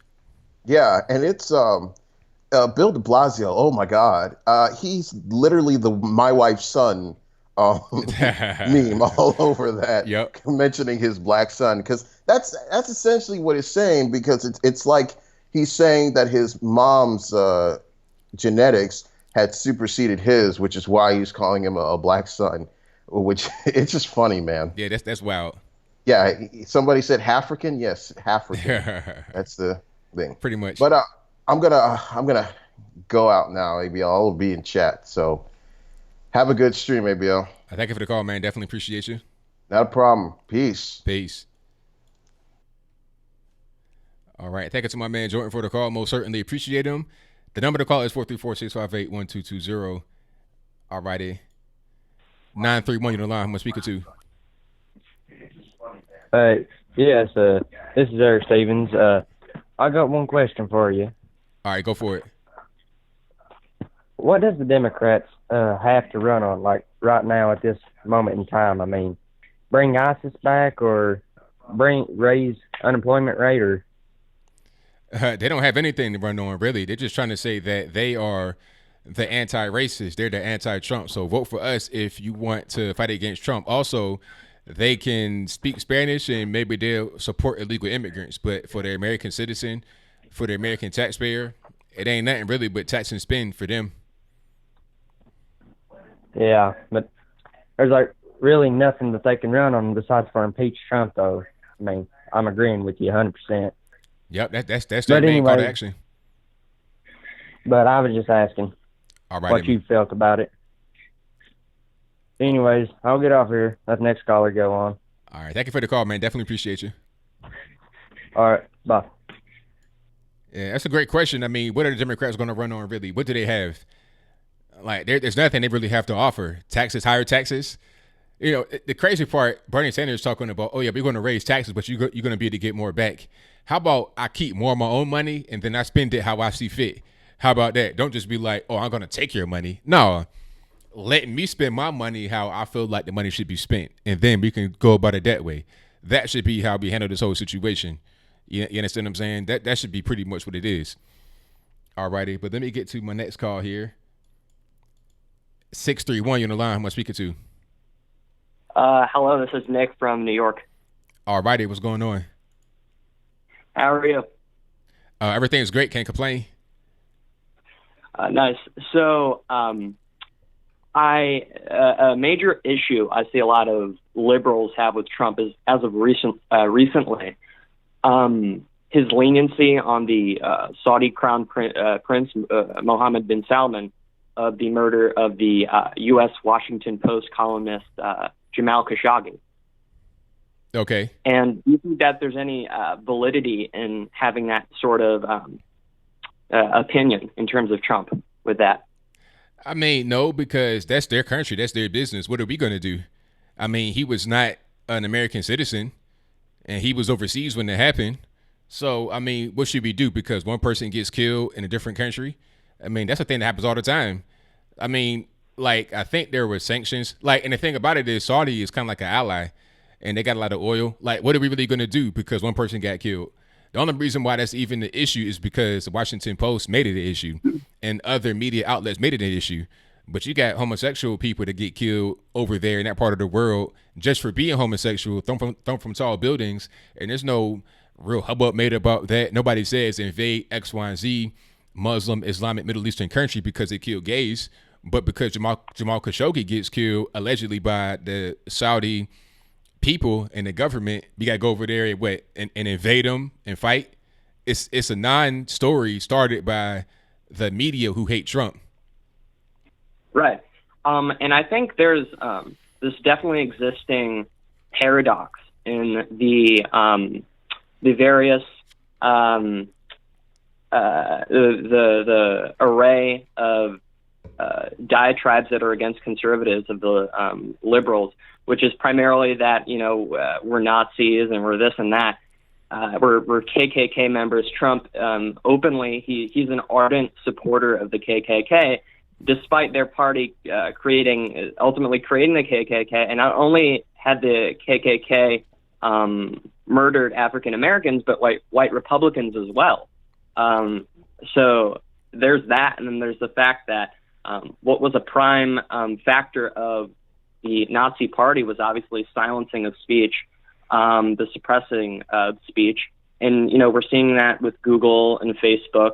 I believe it was just recently there was a conservative that posted a doctored video of, I believe it was Nancy Pelosi, as to portray her as drunk and senile. And Nancy Pelosi had actually corroborated with Facebook to dox the individual who had made the video. And I believe there was just a situation with this conservative student at this college who had been labeled a hate agent. So I feel like Facebook is creating, I know that they just have released a new user agreement. I feel like they're indirectly creating these new policies that are aimed towards conservatives. Oh, that's clear. That's 100% clear. There's definitely a political bias. I saw that Project Veritas video where they showed a lady from, I think that was Google, who was talking about, we have to do something to avoid the next Trump situation. So it's clearly there's some bias against conservatives. There's also the media, which are complicit in this because they'll write hit pieces about conservatives, and then that forces the tech companies to react because the advertisers get nervous. Here's an example. XYZ, how can I say, media company sees a YouTuber that's successful who is conservative, they write a hit piece on them and they call them, white supremacist, KKK, neo-Nazi. People in the ad agency see this and they get nervous because you're going to have bad PR. So then they request YouTube to pull the ads from their company, totally from the whole platform. So there's no chance that the ads are seen on that particular YouTuber's page. YouTube then responds by canceling the monetization of that one particular YouTuber. So the entire YouTube is not affected. That's how that's going. And then also YouTube uses that excuse to silence others or to derank others who they seem to be a threat in their political aspirations. So you got the media being involved, the ad agencies being involved, and people that work at Google, YouTube itself being involved as well. Yeah, I mean, it's really unfortunate that they have to rely on deplatforming specific someone of polar ideas, because they know that within the flow of civil discourse, they're not going to win. Absolutely, 100%. All right, that was all. Thank you. Thank you for the call. Definitely appreciate it. Goodbye. All right, shout out to the caller. I got time for maybe like one or two more. Let's get to it. All right, caller, you on the line, 317. 317, Anthony Brian Logan. How you doing? This is Corey Roberts up in north central Indiana in the Carmel area. All righty, man. What's going on? You watched the European Union debate, the last couple of European Union debates? Is that what you were watching the last few days? No, I was watching the Democratic Party debates. Are you sure? I think I was. Sometimes it's like I don't even know where I am. Am I in a twilight zone, parallel dimension? I don't really know what's going on because a lot of the things that were said is like, okay, you're speaking half in Spanish. Am I in Spain? Am I in Barcelona? Where am I at right now? I can't tell. It was pretty interesting, man, because that's the way I looked at it. It was pretty comical. I couldn't really watch very much of it because I have a really bad problem personally where I have like a vomit reflex. When I hear things that are totally and complete BS, and when somebody's pandering, there's something about my body that just makes me want to vomit. So I had a really hard time watching that whole thing, and that's why I call it the European Union debate. I've been calling it that for a couple of days. It was just interesting because, if you live in Europe, I mean, there's all kinds of different languages. You have English in the UK, you've got France and the French speak French, and in Spain they speak Spanish, and Portugal they speak Portuguese, and Italian, and etc. So that was the really interesting part. I was like, I'm sorry, my family came over here in the early 1900s. I thought we left Europe, but now I guess we're going back. And the other interesting part, Anthony, is this is interesting too. With the illegal immigration debate, legal immigration, people coming across the border, etc. Of course, I'm all against illegal immigration. I mean, good Lord. Well, my great-grandparents came over here from Italy. They couldn't even speak English, and they were quarantined on Ellis Island for months. And, but when they moved to this country, they learned how to speak English immediately. That was their number one goal. They weren't moving from Italy and get away from Mussolini to come to the United States and basically make the U.S. Italy. But right. The interesting thing, Anthony, if you think about it, bro, think about this. The Western civilization was colonized by Europe in totality, right? Yeah. All right. Who colonized Mexico? Which country from Europe colonized Mexico? Spain. Okay. So which two countries colonized South America? Portugal and also Spain, right? Uh-huh. So basically what we're talking about is the 2019 version of Europe still fighting with each other. Over now we're over in the Western Hemisphere. That's pretty much all it is. I even had a debate the other day with a good friend of mine. He's from Mexico. I'm like, he's Spanish. He's not Mexican native or Indian or anything along those lines. He's completely 100% Spanish. And I'm like, you do realize that your ancestors come from Europe, right? I was just asking. I was like, do you realize this or no? And he's like, well, yeah. So I'm like, okay, so yeah, maybe your skin color is a little different than mine. You're a little better in the sun. than maybe my Irish ancestors are, but my Italian ancestors, they're really good in the sun.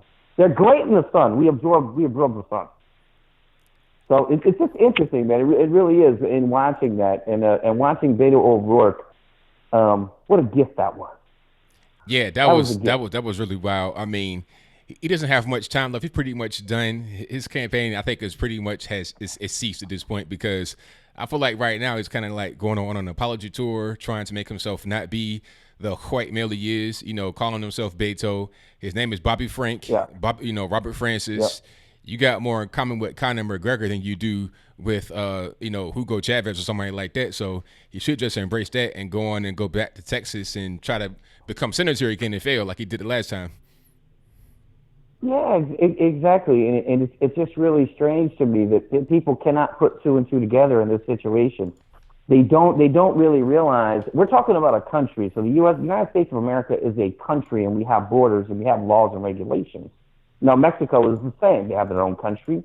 They do things the way they want to do them.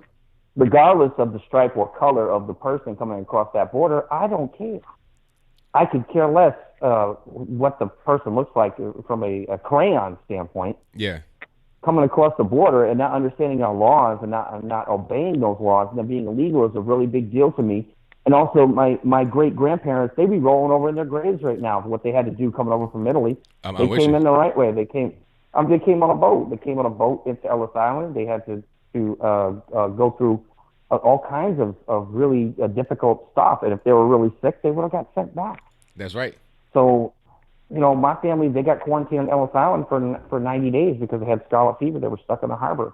Long story short. Right. They ended up being cured, and they were able to stay. So, I think it's pretty basic, man. I know your show is running short. You're getting close to wrapping up tonight. I thought you did a great show. I was probably the last 45 minutes to an hour. I thought it was really good. You had some great callers as well. So, I wish you well, my friend, and I'm waiting for the clown car to keep unpacking all the way through the summer, man. This is going to be a very fun summer, man. Just watching this. It absolutely will, man. I can't wait to keep this thing going and looking at some more debates. So thank you for the call as always. Definitely appreciate you. Take care of my 7 cities, brother. All right, now I appreciate you. Later. All right. Shout out to my man. Let me get this last call and then I will wrap up. 970, you don't know who I'm speaking to. Hey, this is Colin. All right, it was going on. I just had a couple quick points to make. I know you're getting towards the end. Touching on what one of the other guys said, talking about Andrew Yang. If you watch the debate when they're all raising their hand about whether or not illegals should get health care, if you watch Andrew Yang, you can kind of notice after they ask the question, he doesn't raise his hand initially, kind of looks around at the other candidates, waits for them to raise their hand, and then he kind of begrudgingly raises his hand because he doesn't want to be the only person on the stage. So my kind of thought is that he didn't really mean that. Because if you listen to some of his other interviews, he kind of talks about how if you're going to give people $1,000 a month, you have to secure the border. And that's why, as somebody else said, that a lot of Trump supporters had some kind of support for him because he was actually about a secure border. So I'm not sure he actually meant that, but he still raised his hand, so he's got to live with that one. Yeah, I mean, if he didn't mean it, he shouldn't have done it, because he can try to explain it away, but it's like, all right, well, why you raise your hand? Don't just be like, well, since they're doing it, I got to do it too. You got to be an individual, and that's the whole point of having a debate, to let everybody know why they should vote for you versus X, Y, and Z person, not to blend in with everybody else and be the same as them. Yeah. And then another one was about how I think Bernie Sanders is kind of fading. There's a lot of last debate in 2016. He was really the only progressive candidate, and that's kind of what the appeal was to Bernie. And now you come around to the 2020 debates, and there's 3 or 4 progressives, with Elizabeth Warren, Bernie, Gillibrand, and all that kind of stuff. And the support he got is really fractured, especially between him and Warren. And at this point, I definitely don't see him getting the nomination. So I think his best shot was last time, and I don't think he's going to get the nomination, because if it comes down to any of the progressive candidates, who are the progressives going to choose, an old white guy or a woman? So I don't think Bernie has a chance again. I agree. I'm with you. And then my other thing was that, what do you think the debates are going to look like when they get narrowed down more? And, when you get maybe 5 or 6 people on stage, are they actually going to talk about policies? Because these last debates are really mostly just platitudes and stuff like that. But I also think we're going to see a lot more personal attacks. Yeah, it'll be more attacks. I mean, with Joe Biden and Kamala Harris, and also Eric Swalwell and Joe Biden, that was kind of the preview of how they're going to start to attack each other, because there's not much in the way of policy that they have that's any different than the next person. So what are you really going to debate about? You're not going to really debate about policy because you have identical policies nearly. Everybody raised their hand on the question of illegal immigrants getting health care. So it's going to be more about, oh, you didn't vote for this, you didn't vote for that. What did you do this time and back in 1983 and 1975? That's pretty much what it's going to be about, because there's nothing else to talk about. Right. Well, and that's the thing about these two debates that I've noticed, is that there's really not much, there's not much difference between these candidates. It's all very nuanced. It's like, you had Castro and Beto that basically agreed on most everything they were saying. They were just disagreeing on very little things. And it's just like, you have a lot of the same ideas all wrapped up into a bunch of different people. And it's just like, really, it's all the same ideas, but it's the person they're going to identify with. That's why you have people still thinking that Beto's a candidate, because he's like, charismatic or something. And so that to me is interesting. And then also I really kind of noticed is that, I know a couple people have pointed this general idea out, is that Democrats want free everything except for a free country. They don't want you to be able to post conservative values on social media sites or have any kind of gun rights or anything, but everything else is free, just not you. That's a very, very good point. It's like, hey, we'll give you whatever you want for free, but you got to basically be a prisoner to us and you can escape. Kind of like communism. That might be what they want, really. Yeah. Well, those are the points I wanted to make. I thought it was kind of interesting. I'll be interested to see what the debates are going to look like when they get down to less people. And we'll see if there's actually some policy being discussed. Oh, absolutely, man. I look forward to it. Thank you for the call. Definitely appreciate you. Yeah, no problem. Have a good night. All right, same to you. All right. Thank you to my man for the call, and that will be a wrap for me. And I appreciate you all for being here. Please, before you go, like the video. Give me a thumbs up. Click on that little thumb button right there, the thumb up. Give me that one. Also, if you are a first-time viewer, please subscribe. And also tell a friend to go subscribe to this guy, ABL.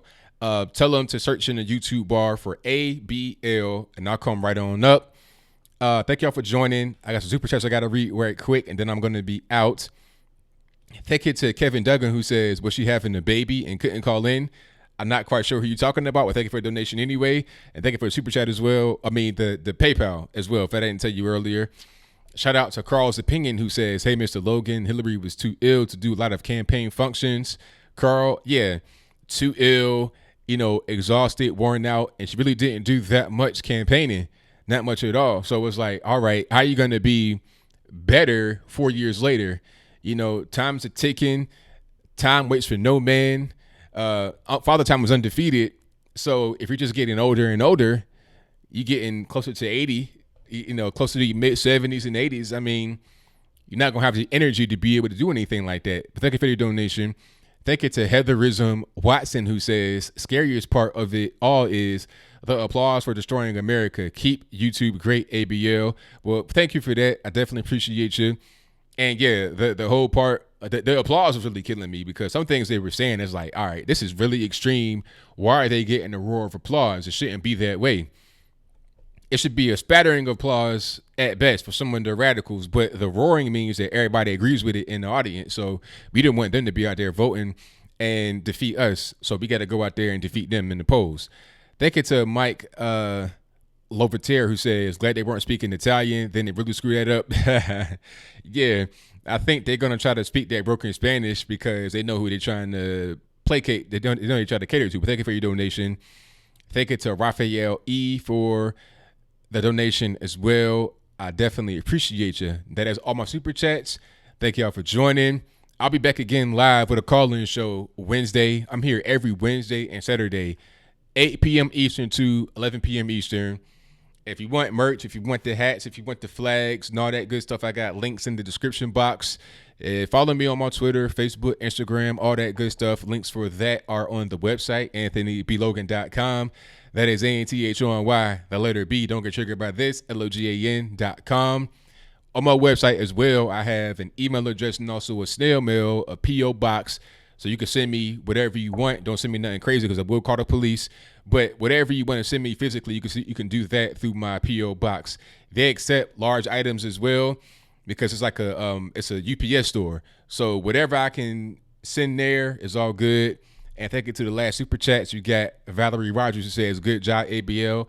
Thank you for the kind words in your donation. Also, Blue Ringed Octopus who says, "Democrats are pro-force, not pro-choice." Very, very good point.